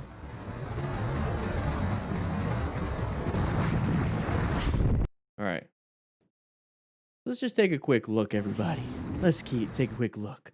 What is the speed limit? 35. What are we doing? My hand keeps disappearing. What are we doing? I don't know. It's kind of blurry. But I know we're not going the speed limit. So we're hauling ass. We're hauling ass. We're wearing work gloves. So good job on adapting and swerving. Okay? Doing pretty good. Now, what is this person doing? I have a feeling this car driver was going to turn and saw us coming, and it's like, oh crap, I think I can make it. I think that might have been the case. But either way, why are we having to do emergency maneuvers in a 35-mile-an-hour zone when it could have just been a quick adaptation of just switching lanes? Like an easy lane change. Oh, there's somebody in front of me. I'm going to use my blinker, quick head check, look in my mirror, do another head check, slowly move over, and still have like 100 feet, 200 feet in front of me before getting close to this. Instead, we're hauling ass, and we're having to swerve and get back in our lane and be like, what are you doing, dude?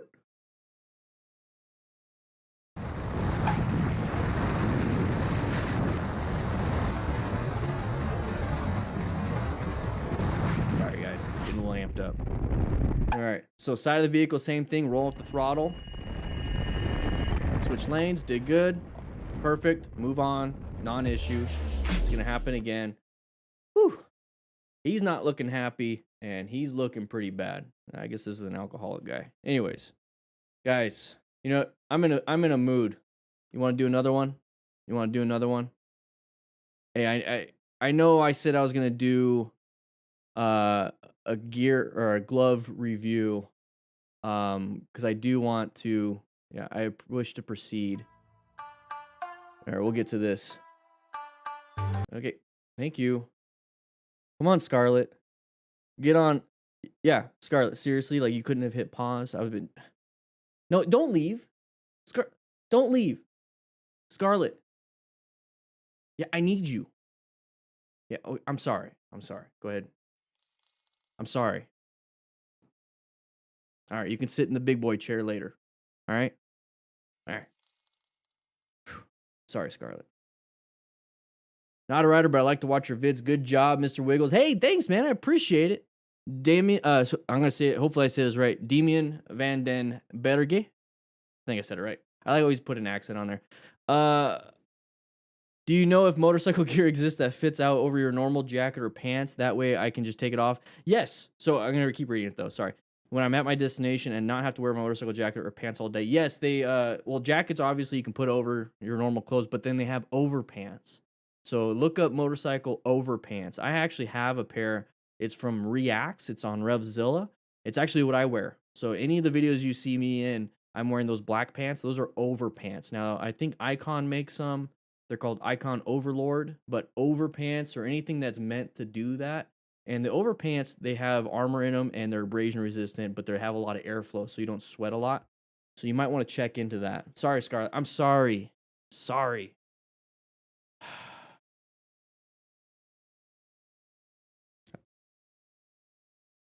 I let all the air out on your Harley too, by the way.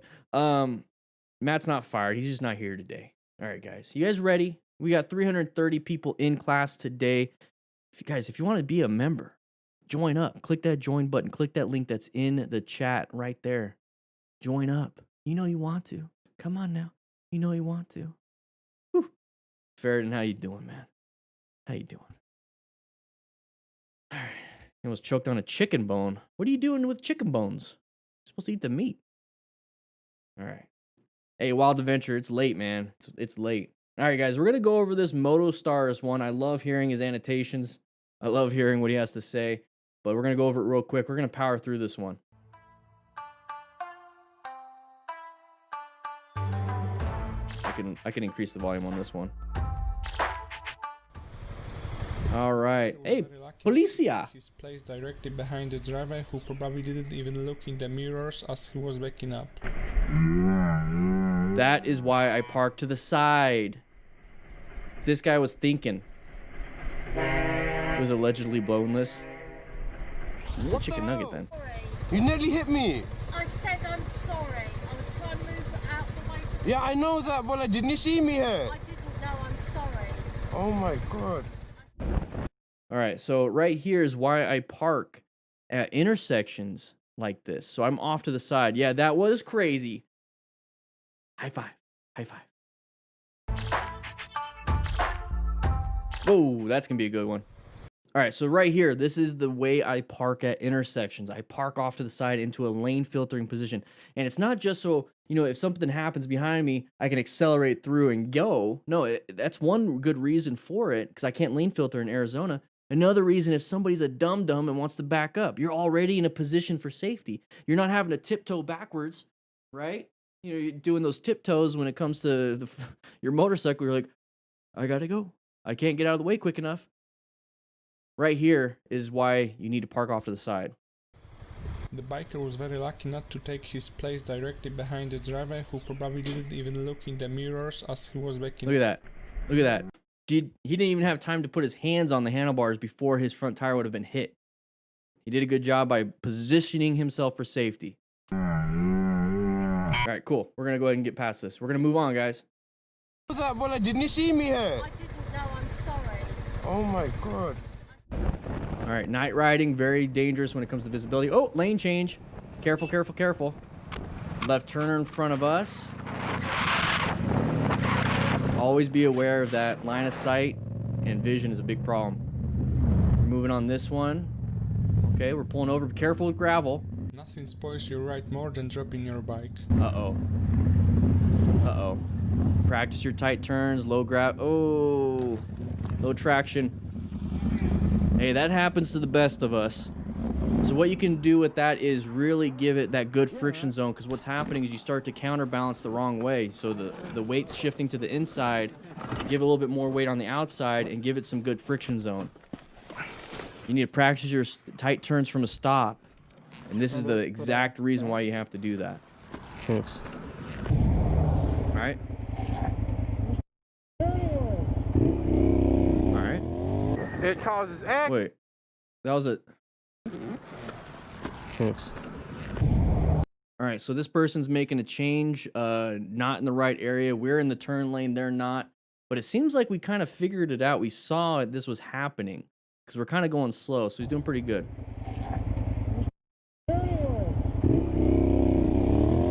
It causes accidents. All right, It going around the kills, corner, watch you out. know, families.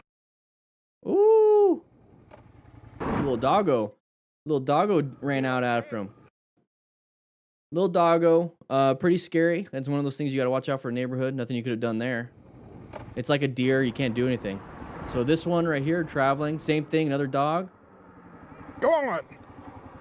At that point, they teach you in the MSF to juke them.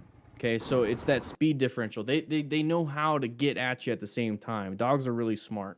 So with that, you need to apply the brakes and accelerate, apply the brakes and then accelerate through. Like you try to juke them a little bit. It's gonna mess up their gait. But that owner should have had that dog on a leash. I do not want to see a dog like that get hurt. Or any dog, really. Slow R1 rider. All right, going through an intersection. Watch out for left turners. Okay, did good. Moving through, going yellow stage. All right, so what's gonna happen? Ego? With scratches and quite serious damage to the bike. There it is. We're waiting, kind of setting up. There it is. Oh. Oh.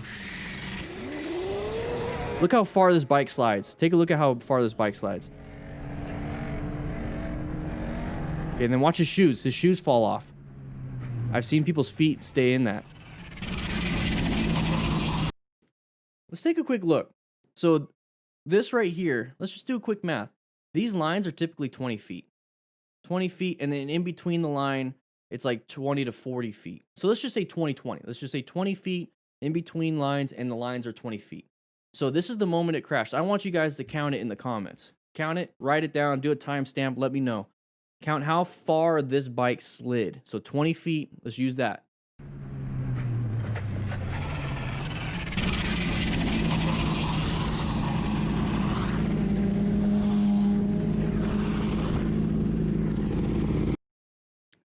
I'm not even gonna count it. I'm gonna guess that you guys are all right. That could easily be your body, and every second on the floor is another layer of flesh being ripped off. Okay, guys?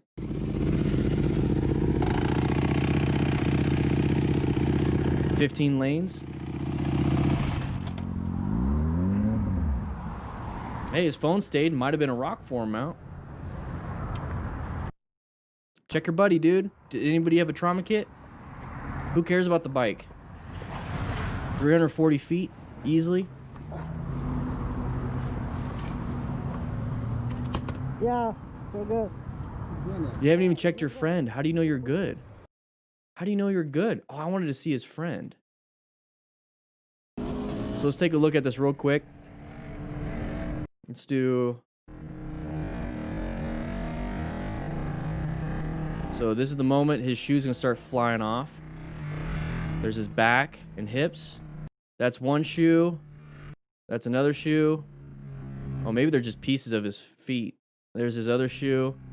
Now he's gonna be tumbling. His pants are ripped off completely. So there you go. No more protection. Zero protection now. All we have is our skin to keep us, you know, from dying. And we're just gonna keep tumbling. There's his leg touching again. Let's get that out of the way. His leg's touching again, and he's just completely demolished at this point. Completely demolished at this point. Guys, you need to wear full protective gear just in case something like this happens. Or just, you know, do your own risk assessment and don't do wheelies. All right? We're good. Let's move there. All right, we're moving side of the vehicle once again. They're going to do it. They're going to do it. They're going to win too. Get in a better position. You see how we just stay where we're at and we're like, no, no, no, no, no, no, no, you move. We see that. So we're getting here. Look, we never changed position right here. You see how we stayed here? We don't at all move over here and then get back in. We don't adapt to the situation. Plan your ride, guys. Adapt to these hazards. You located it. Now adapt to it. This person's going to win. They're going to win.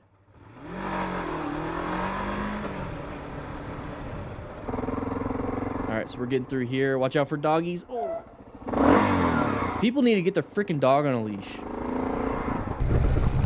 All right, so we're moving through here. We're going pretty fast. I don't know what that says, but Motostars, what's up? All right. Oh, big bump. What?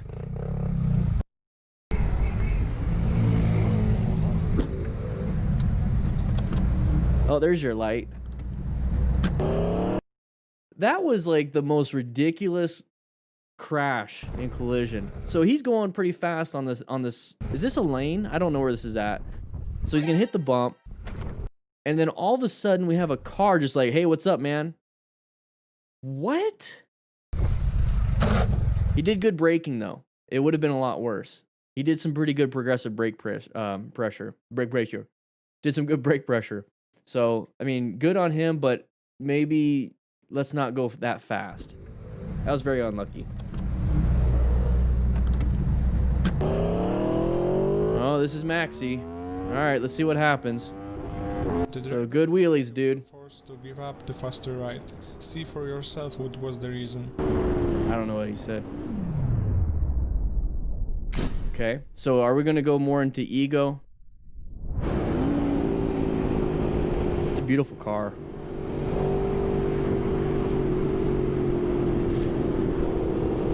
All right, so what are we thinking about? Looks like he's got his kid. You go? It's me, Mario. That's not his kid. Never mind. Let's go, bro. It's not. Not everybody wants to. This is all ego being played right now. Yeah, he rolled up his window. He's like, I don't care. Not everybody that has a powerful car or powerful motorcycle cares about these things. They just like to have it. Can't even keep your lane, huh?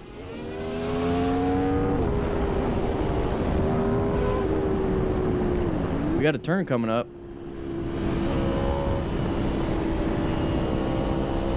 It's not worth it. It's not worth it. Keep your line, keep your line, keep your line. You're going wide, you're going wide. You see how we're starting to let ego dictate what we're doing? You're getting speed wobbles, dude. It's not worth it. It's not worth it.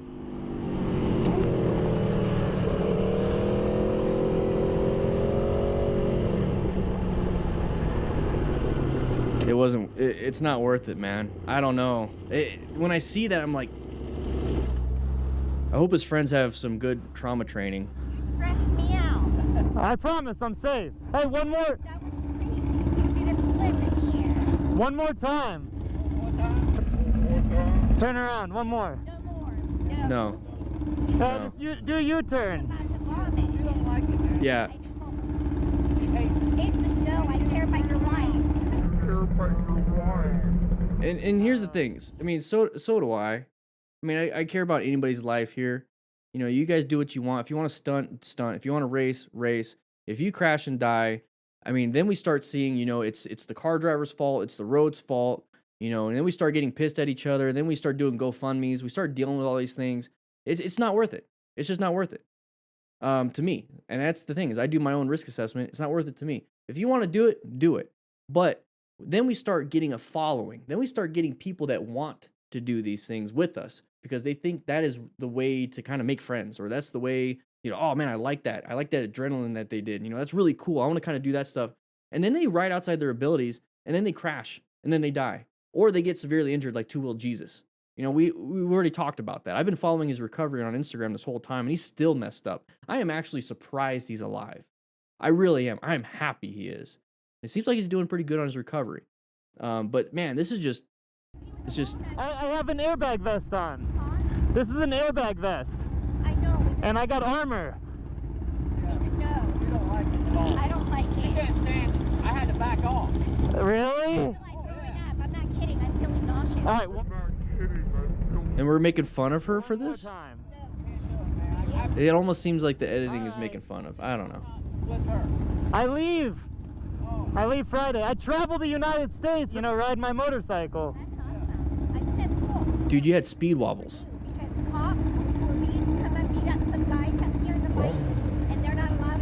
Yeah. Alright.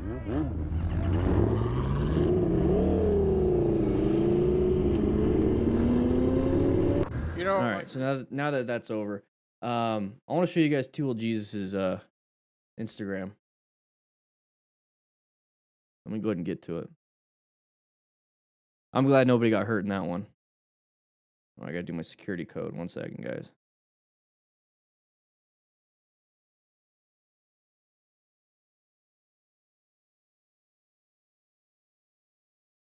I'm gonna show you guys Tool Jesus's Instagram page. This is recovery.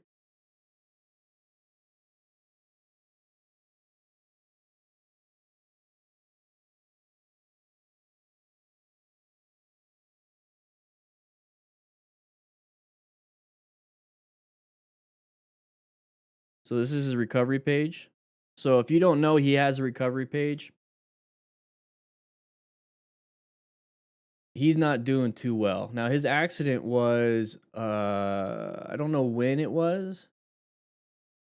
Early 2020. So I mean it was about a year. It was almost a year. And he's doing a lot of rehab. He's doing a horse or was it? I don't know how to say it. Equestrian rehab. And he's doing pretty good. This is his motor function right now. There's no sound. That's his motor function. So it's teaching. It's the type of rehab to where you get to actually interact with another animal. So like dogs, cats, all these things. But this is for horses, and that's a lot of motor function. It's a gross motor function, and that's actually teaching his brain how to do certain things. So it's really cool to see. This was 9 weeks ago. He was not like that. I mean, you could see his hands. He's doing really good. This was 9 weeks ago also. So you see his right hand, right where my head is? That's a neurological deficit right there. He's got a neurological deficit. He's doing really good, though. He's doing really good. I think he was on the horse, and he was... I'm just happy he's alive. He's back at it.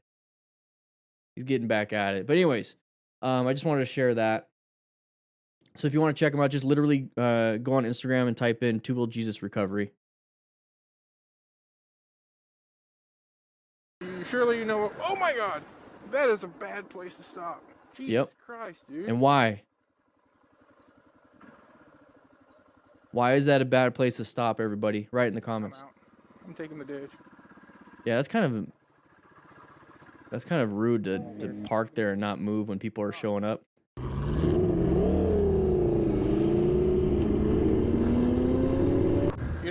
So we're going right here. Take a look at this, and it's a little blurry, but it's a crest of a hill. Yeah, it's a hill crest. So think of it as a blind turn, but vertically. You know, you have a blind turn going to the left, blind turn going to the right. You don't know what's on the other side. You don't know what's on the other side. But you have a crest of a hill. You don't know what's on the other side of that hill. So you don't want to be hauling ass. And then when you get to the top, oh crap, there's something there. I have to now do emergency braking going downhill after already going fast and on a dirt road.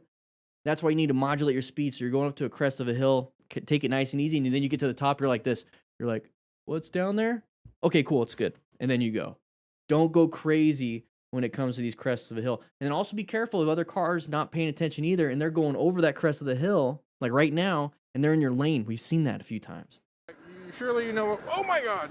So as soon as he sees that, that's when we do some emergency braking. You can start applying the progressive brake pressure now, and then hopefully it never becomes the emergency. So just start applying that brake in a straight line and just kind of take a look at it. Bad place to stop. Jesus Christ, dude. Yeah, exactly, Scarlett. It's how things are done in the country. I'm out. I'm taking the ditch. Yeah, if you could do that, do it. Side of the vehicle, same thing. Okay, side of the vehicle, be careful. Just because it's green doesn't mean it's always safe to do so. They stopped. He saw it. Ooh, scary. Now, we talked about high-vis gear in a previous video and people don't see it that well, I still agree with that. They don't see it that well. It's all about light and it's all about movement. So a green vest, that kind of helps out with the reflection, so that's going to help out with a little bit of light, but you still kind of have to move a little bit. It's not going to give you the best vision. It's going to just help you out a little bit more. It's going to reduce your risk just a little bit. Did good though. He slowed down, and if he had to, you would have been able to swerve. Same thing here. Good stop. Good stop. Wear gear. Wear gear. Now, why do you think that rider, or not that rider, this driver right here might not have seen them? Just take a look at this image. I want to see, write in the comments. Write in the comments what you think. Write in the comments. What's one factor that would have messed up the vision? I'll give you another hint of this Dodge Caravan dude. Write it down. Let me see.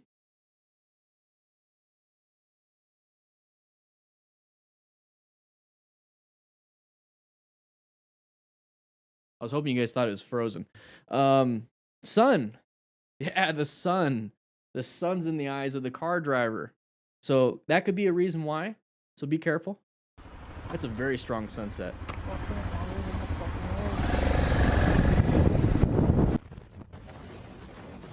Ooh, that's a big scare on corners.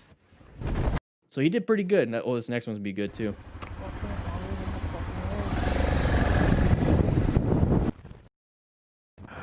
I want to see the position he was in. Okay, so this is the position he's in. I think we got it. So there's the position. This is middle. Very good position, because I'm always worried about cars creeping over into my lane position 1. Okay, so we always talk about outside, inside, outside for racing and stuff. And outside's going to give you the best vision around a corner. Inside is when you hit the apex. So the apex is the closest you are to the inside of the corner. It could be right here, or it could be out there. But inside is typically where you're closest on the apex, and then you go outside again. I like middle. I like to keep it easy, you know? Keep it simple, stupid. Make it easy, middle. You got good vision. You got escapes to the right and left if you had to. And then also you don't have to deal with people coming over in your lane because you're kind of in this middle position. You can move over to lane position 3 if you want. If there's a lot of debris on the right side, you can move over a little bit to the left. Middle. Keep it simple, stupid. It's just like playing tennis. You hit a ball all the way off on the right side, you get back in the middle and you're prepped for the next thing. You hit to the left, you get back in the middle. You don't want to constantly just be like, I'm going to only pick outside, and then you have to swerve all the way left. You know, we don't want to do that. So right here's that big fear. So now if you see this, all you have to do is go over 1 lane position instead of 2 lane positions in the middle of a turn. Okay. So I think this is what's causing the viewer discretion advised. So here we go. The utter foolishness and haste of this driver put almost all the people passing by into danger. Yep. So dumb drivers can cause incidents, dumb motorcycle riders can cause incidents. As soon as you see that uncommon thing, common situation, roll off the throttle. He's not rolling off the throttle. Roll it off, dude.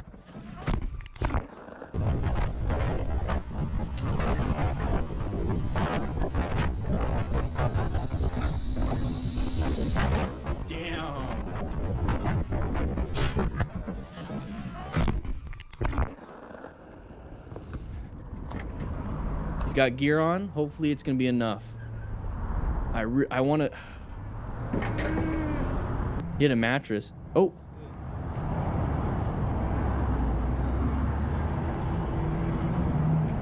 Okay. So right here, do your assessment. Oh, okay, we already got EMS on scene. AMR, baby. I'm gonna take your mask off. Where does it hurt? Oh, everywhere. Everywhere? Everywhere. You take a big spill? I think so, yeah. See what his O2's at? Oh, the driver? Yeah. I'm just gonna put this little guy on your finger. Let's see. Right here. Oof. If it could do that to your bike, it could do that to your body.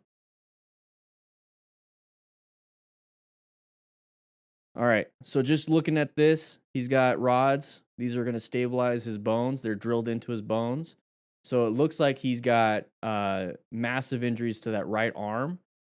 Left arm looks like more like soft tissue. Might be a soft cast, but it looks like he had surgery on that right arm. He's got a laceration on his neck. His left leg, I don't know if there's something on that left leg, but he definitely had surgery on that right arm. let's go back to that one real quick. I'm going to ask this guy if I could do a medical AAR on this, because this is a really good video. The utter foolishness and haste of this driver put almost all the people passing by into danger. So somebody said he hit a mattress.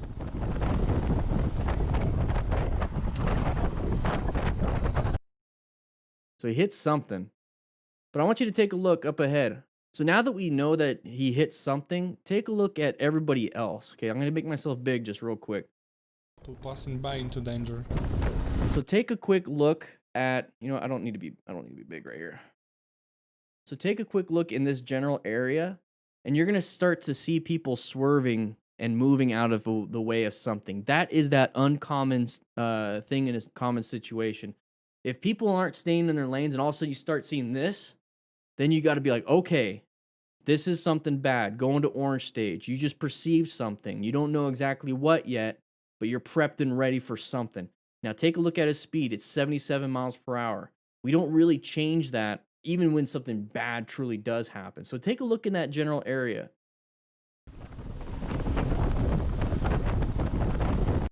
So right here, you see this? Jeez, it's all like... You see that area? That van is like almost off to the side. So this person, though, I don't know why this person decided to swerve. Maybe they just wanted to get into somebody else's lane because they're going too slow in theirs. But they didn't see the mattress. They didn't see the mattress because of line of sight, impatience, ego. So we start dealing with all that stuff. So they couldn't see that roadway hazard. But as soon as you see this, uncommon thing, uncommon situation, you're still in the danger zone. Until you're on the other side, you're still in danger. So you need to be in orange stage, getting prepped and ready for a red stage maneuver right now. And then when you're on the other side, you can go back to yellow. Okay? You can go back to yellow.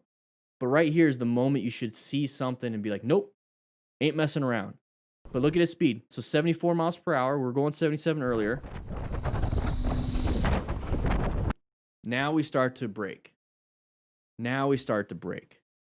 So we need to, when we see this right here, that's when we should start decelerating. That's when we should start finding escape paths. That's when we should start moving over and doing things. Now, he might have not have thought of it. He never, probably just like, what the heck? It's almost like so uncommon and such a crazy thing that's happened that it's like, what? I'm just watching.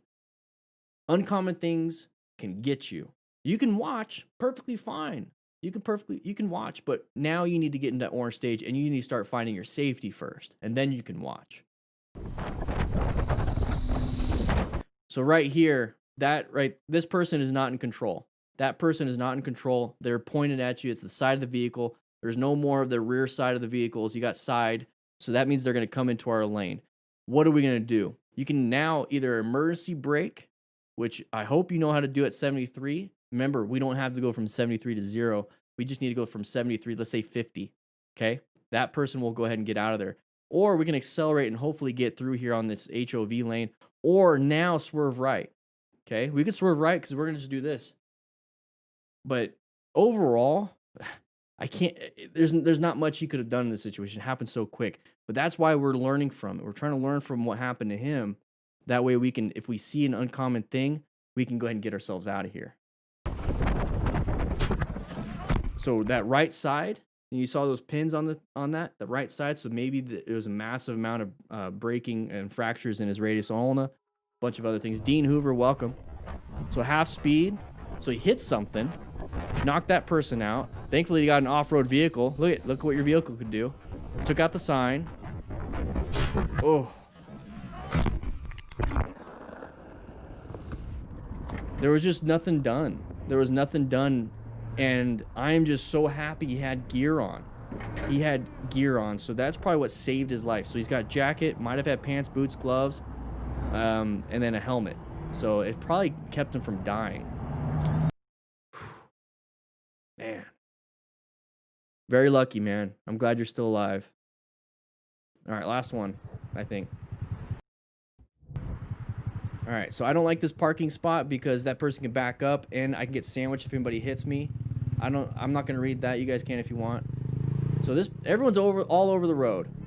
Stay out of it. Stay out of it. Stay out of it. Stay out of it. Sit back. That person wants to do it anyways. That person wants to do it. Let him in. There you go. All right. So always remember to remove the disc lock before riding off. There you go. New rider mistake. Oh, fuck it. Take the disc lock off. Take it off.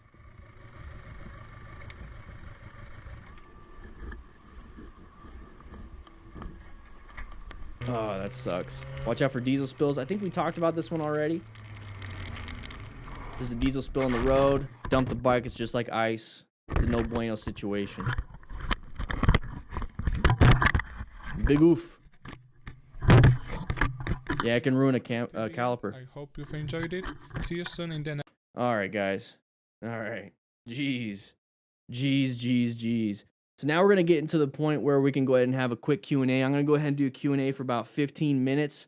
It's the perfect time to take the doggo out for a WALK. So guys, if you want to make your way into my office, we're going to have a nice Q&A session. Woo. All right, guys. Scarlett, you can go ahead and take a seat right there. You good. You're good. Everyone else, crisscross applesauce up front. We're going to have a nice little discussion and chitty chat. All right, guys. Scott, LOL. Woo. Welcome, baby. Welcome.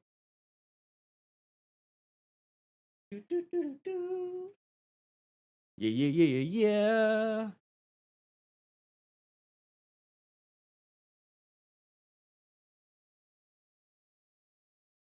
All right, guys. Crispy Chris, you know, thank you. I remember you said that you've been here this whole time. I appreciate it. So I'm going to answer your question first. It's not really a question. It's more like a statement, but well, I guess it is a question. All right. So I asked earlier, do you think the European motorcycle license system is needed in America? So I've kind of talked about that a little while ago. Scott LOL, woo, welcome. Appreciate you joining the crew. Love the mustache, Bob's Burgers. I do agree that the United States needs to have a better training system. Now, I don't believe it needs to have a licensing system. I think it needs to have more of an outreach in training. Now, I think the United States needs a lot when it comes to education and stuff. You know, education when it comes to, you know, personal health, personal finances, and a few other things. I think the educational system could do some work. I think there should be some form of a tiered educational / licensing thing. So it's kind of what you're getting at, but it's not so restrictive. I don't want it to be restrictive. So you guys have a restrictive thing when it comes to, you know, what size bikes you can get. You know, you have to have a certain license for so long. I think it needs to be more for in the United States, like we have the permit system, then you get your license, and that's pretty much it. And it's super easy to get your permanent license. I think the testing needs to be harder.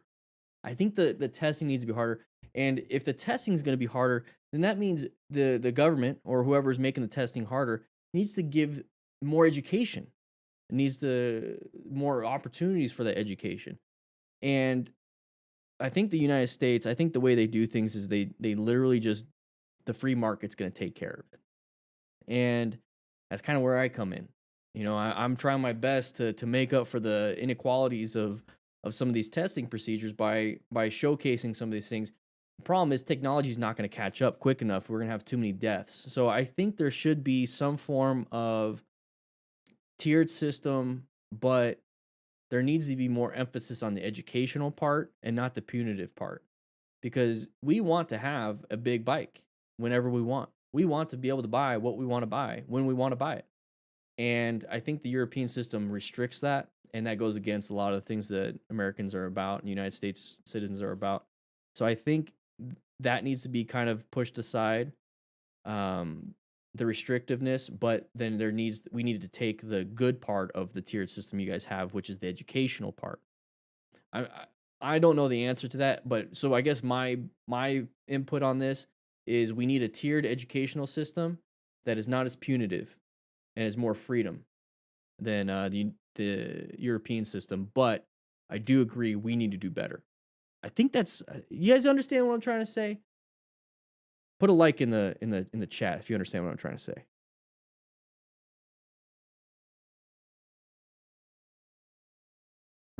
Let's see.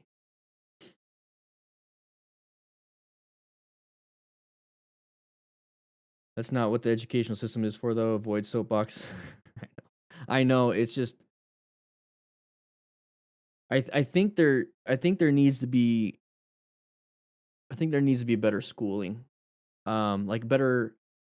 I mean, the MSF does great. I mean, they're trying their best and they're doing really well. And then there's, Total Control and all these other people. I just think that there has to be. I guess there needs to be more innovation. Needs to be more innovation in the educational process when it comes to motorcycles, because motorcycles are, and they're just another form of transportation. But how come motorcycle riders keep dying? And it's like we see it all the time on these after action reviews, and it's like it's user error. Is 650cc too much for a beginner? Your mid 30s, Alivio. No, I think a 650 is fine as long as you know how to not let your ego take over. So you guys watch Black Hawk Down, when that dude's like talking to that Green Beret, he's like, how come your safety isn't on? He's like, well, this is my safety. That right there, you need to, when you get on the bike, it's like, well, why? How come you're starting on a 1000cc bike? Well, it's like, well, this is my safety. I don't go crazy on it. So treat it like that, where you understand it's a powerful bike, but you understand that if you are in control, it won't be dangerous to you. Love the vids. I'm looking at a new bike after lots of scooters and Honda Rebel. Do you think an SV650 is too much for mostly in-town riding? No, never a dull moment. I think that'd be good. 650, like the 600cc range is like almost good for like most things. It's like the jack of all trades area. I think you'd be good.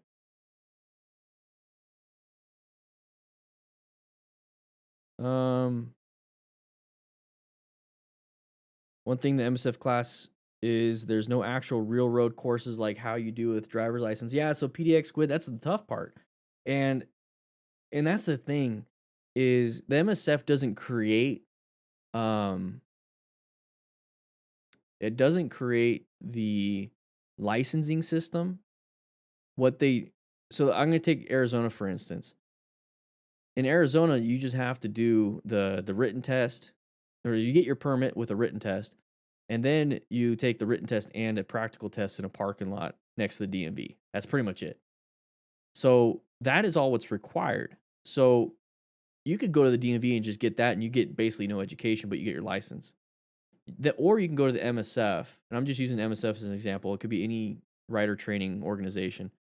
You can go to the MSF, and then you get 2 days worth of training on a parking lot and in class, and they add on one extra skill that you need to do instead of the DMV test.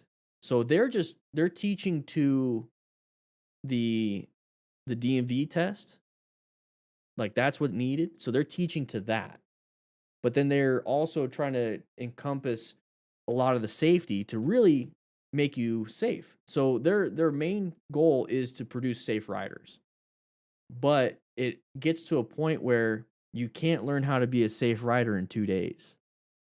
So if they wanted to say, let's say, in order to pass your MSF class and get your endorsement, you need to come for 4 weekends in a row, and then you get your endorsement. It's like an academy at that point. And then you'll be a safe rider. Let's say that's the time that's needed. Nobody's going to sign up for that. So that's the biggest problem, is that nobody will sign up for a class that will actually make you a safer rider, because they just want their endorsement. So they'll just go to the DMV and get their endorsement, and now they have no training. I think there's a compromise going on here with the MSF and all these other organizations, to where we can fit as the core criteria in 2 days, 3 days. And that right there is already hard enough to sell somebody. You know what I mean? So it's a business problem. It's an educational problem. It's what people want to do. It's not required, so they're not going to do it. That's why I think the European standards and their tiered system of forcing you to go through it is producing safer riders, but it's not making. It's not very. It doesn't give a lot of freedom. So now you start getting into you're restricting my freedom for safety, which I don't agree with all the time. I think it's up to you, but then there has to be like this base level.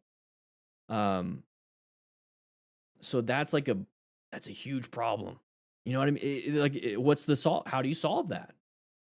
Like you need 4 weekends to, let's say you need 4 weekends to be safe.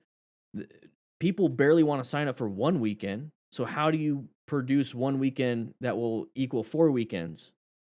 Right? And that's the biggest problem. That's why I keep telling people, hey, practice your situational awareness training when you're walking your dog, when you're riding your bike. Practice your slow straight line when you're coming up to a red light. Practice your friction zone while you're getting towards it. Practice your swerves while you're out riding. Go to a park, start riding. Hey, that's an open parking lot. Go into the parking lot, do some parking lot practice, get back out and go back on with your commute. I'm trying to make it a lifelong learning thing. And if you go to like an MSF or if you go to a training organization, it's you can learn all these things, tight turns, figure eights, U-turns, but have fun finding a box this big. Have fun finding the chalk. Have fun finding the diagram sizes. Have fun, knowing what to do next. What's your homework? You just show up to class and that's it. What's your homework? Do you know what to do like in a real world scenario in terms of, okay, you're riding around and somebody pulls out of a parking lot? You never practice that. You practice your swerve with a couple cones, max speed of 20 miles an hour. How are you what are you doing? Like, how do you set somebody else up, or how do you set them up for continuing education? And that's where I see that there's a problem. And that's why I host these classes Tuesdays and Thursdays at 3 p.m. Mountain Standard Time. And then that's why I'm developing and I'm working really hard. I got to edit. I got to do all these. I got so much crap. I'm going to start hiring people finally. And I'm developing a system to where it's a lifelong culture system. It's something that the crew sets out and says, this is what motorcycle riders are going to do from now on to maintain their safety. And you know what? You're going to do it, let's say, for a year, 2 years, 3 years, 2-3 years from now. And there's all these different things we're developing here.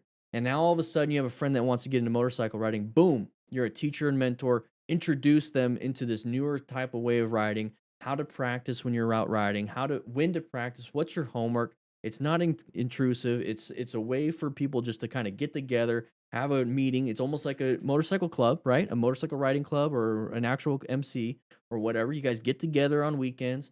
You have, a nice meeting. You have some, music playing, but then you go out into the parking lot. Guys, hey, we're going to practice our figure eights right now.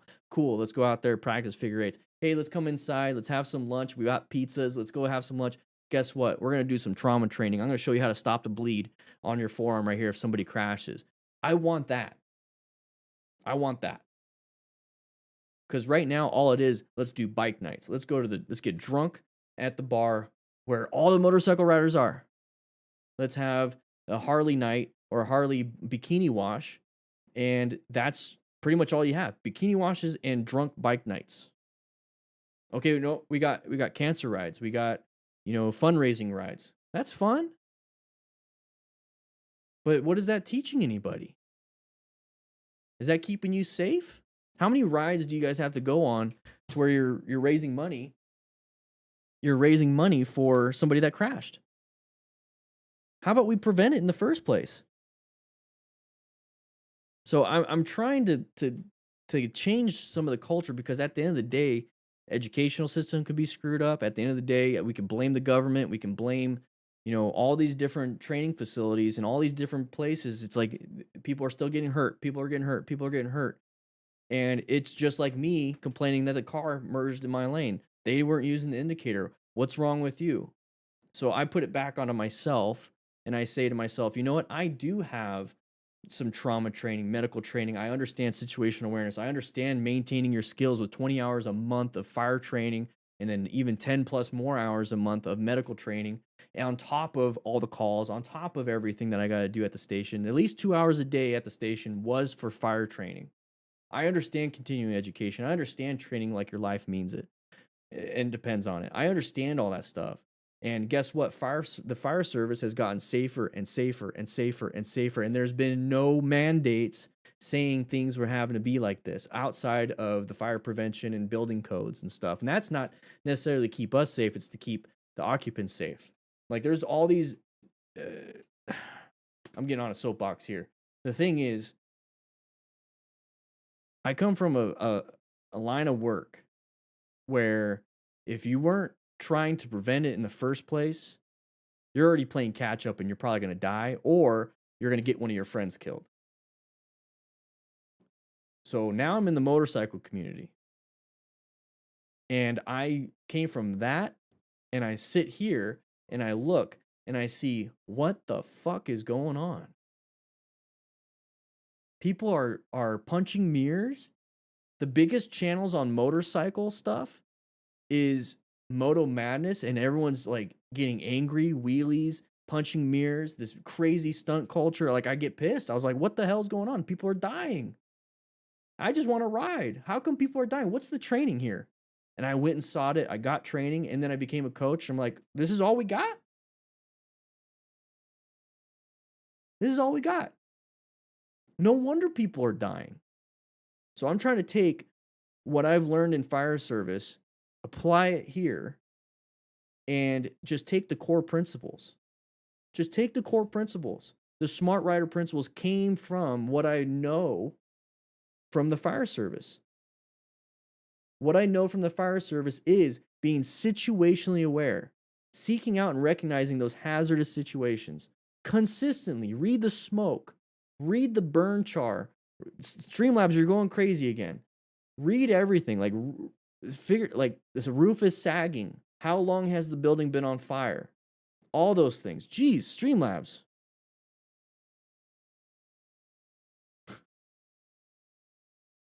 I'll put you in timeout. Read all that stuff. Maintain your fundamental skills. We had to train every single day. Train, train, train. We also had to acquire and utilize personal protective equipment. We had to learn how to use it. We had to learn how to do all these things. We had to learn how to do it. We had to always use it. Rescue another rider. I had to learn how to do buddy breathing with a firefighter inside of a fire environment while he's unconscious and then drag his ass out. I had to learn how to do firefighter survival. I had to learn the EMS side of everything. Teaching and mentoring. Guess what? You're a firefighter for 6 months. We got a new boot. We got a rookie right here. Guess what? It's your job to teach them. Oh, you don't know? Well, you should be freaking knowing. You're 6 months on. That's all it is. The principles that I've learned in firefighting, I'm trying to bring here in motorcycling, because I feel like the motorcycle world is missing too many things. Too many things. And at the end of the day, if these big organizations say, hey, you know what, we really like the Smart Rider principles, we're just going to rebrand it into this, or we're going to teach towards the Smart Rider principles, I'd be happy. I'm done. I don't care at that point. If it means that this big organization like the MSF wants to work with me and say, hey, we're going to start teaching these things, I'm all for it. All for it. I'm just sick and tired of seeing that the biggest culture in motorcycling is what we see on these after action reviews. I'm just tired of it. There's no personal responsibility anywhere. Stampy Dragon, thank you for the 79. Appreciate it. I don't know. I got on a soapbox right there.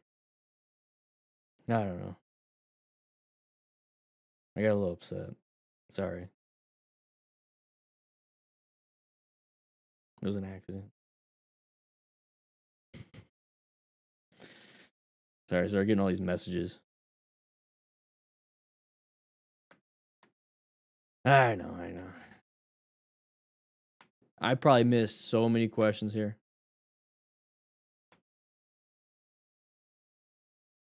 When will I go to the track? That we actually have a track here locally that there's another YouTuber that lives here that that invited me to go, but I had to film some other things. But man, I definitely want to get going to a track. That'd be fun. Bacon or breakfast sausage? I like bacon. Area code. Some crispy bacon though. I like crispy. So yeah, PDX squid, like it's a good reason to be upset in this case. Guys, and that right there is what drives me to do all this. Like you don't hear me talking about like, I don't know, like let's say I was like a MotoGP news or fan or something like that, and I'm like getting pissed that people aren't going fast, or it's like, oh man, they put restrictions on bikes and all that stuff. No, like the things I get passionate about are the things that will keep people from getting hurt. That's it. That's it. That's all I care about. That literally drives everything I do. Literally drives everything I do here. Is I only care about you guys. I don't care about what bike you ride. I don't care what bike you ride. I don't even care about the bike. I only care enough because that's what we're on, and I only care enough to where we're gonna take care of the bike so it's gonna keep us safe. I care about what's up here. I care about what's up here and then what you guys are thinking, what you guys are doing, and how you're gonna be able to get home to your family. That's it. That's all I care about. As a firefighter, that's all we cared about. PDX Squid, thank you. Welcome to the crew, baby. Whew. That's all we cared about at fire station and the firefighters. I cared about you, and I cared about you. I don't give a shit about that building. I don't care about the fire truck. I love it. I like it. I don't want it to get messed up, but I will sacrifice that fire truck if it means that you and you will come home. That's it. That's all I care about. Don't care. I think it is so neat that Scarlett will do one pull-up per person that signed into class. 317. Damn. Woo.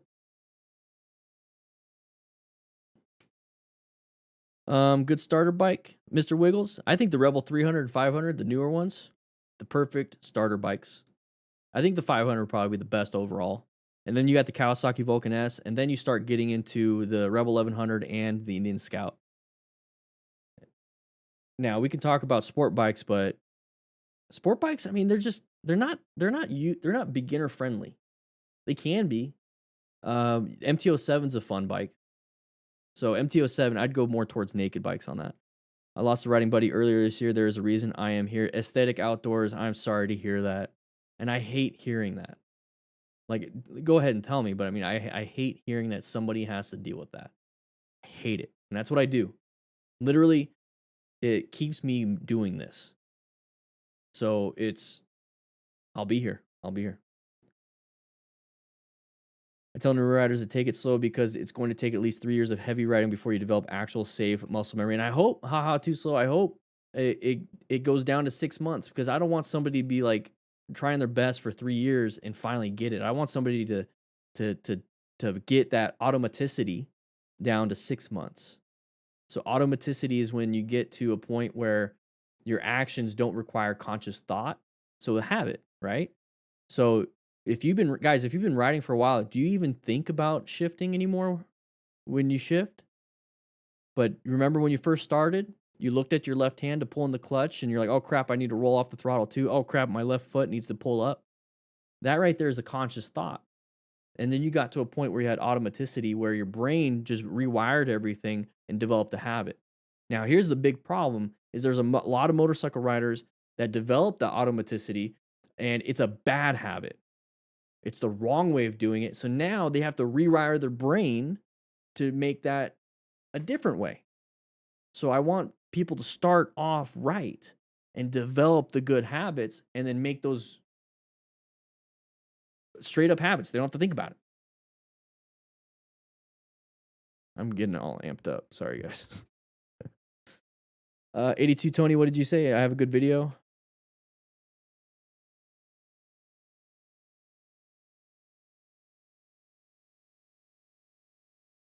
Oh, Justin Room, sorry about that. We're working on a trauma kit right now. We're working on a trauma kit right now. I'm working with guys. It's so hard to find somebody that can make the bags and then get all the supplies and actually make it cost effective. We're working really hard on that.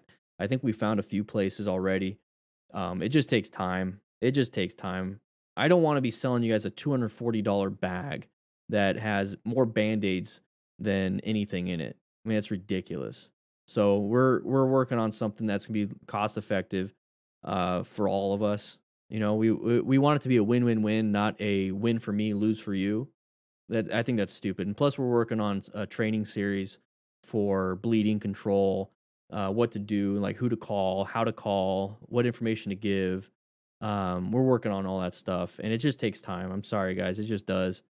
But in the meantime, all you really need in a trauma kit is a bunch of 4x4s or 5x9s. So you can find those easily on Amazon, and then just any kind of bag. Like you could literally get like a tool roll and put some 5x9s and 4x4s in there, and you should be good. And then when you get on scene, if there's somebody's bleeding out, grab some of those and just push it hard until it stops. Okay, you're not trying to collect the blood by putting the thing on top, because then it's just going to absorb it. You need to apply pressure. Pressure is the biggest thing. It's actually the only thing. What's the best tool to take on a ride? Your brain. Wild adventure. That or a tire plug kit and your trauma kit.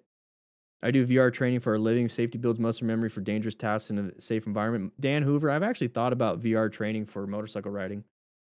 I got an Oculus Quest, and I was like playing Beat Saber for 4 hours one day, and I was just like barely getting a sweat because I was so good at it. But the thing is, I was thinking, I was like, man, imagine if you can have a VR headset, and then the handles are your primary controls, and you're put in situations where, and maybe you have an adapter so you can connect them, so it's one big stick instead of, two, and so you connect it, and you're in VR, and you can actually practice looking at your mirrors. You're going through traffic. You can actually do this. I was thinking about that.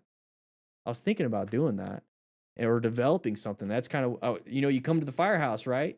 You come to the firehouse and you're like, woo, baby, look at this, look at this. And you go into your VR headset. We got virtual reality training already going on here. I want to do some more stuff like that. I don't know. Somebody take that idea and run with it. How do I use my rock form if my phone isn't compatible? So there is actually a universal adapter. There's a universal adapter, and it's like $20. It's actually, it might be even cheaper, guys. If you already have a case, just get the universal adapter. Don't get another case. The cases are good. I really like my case. See, I use mine. The reason why you get the universal adapter has a magnet. It's already 5? Jeez, I gotta get going, guys. There you go, Dan. Do it. If you need any help, bring me in on it.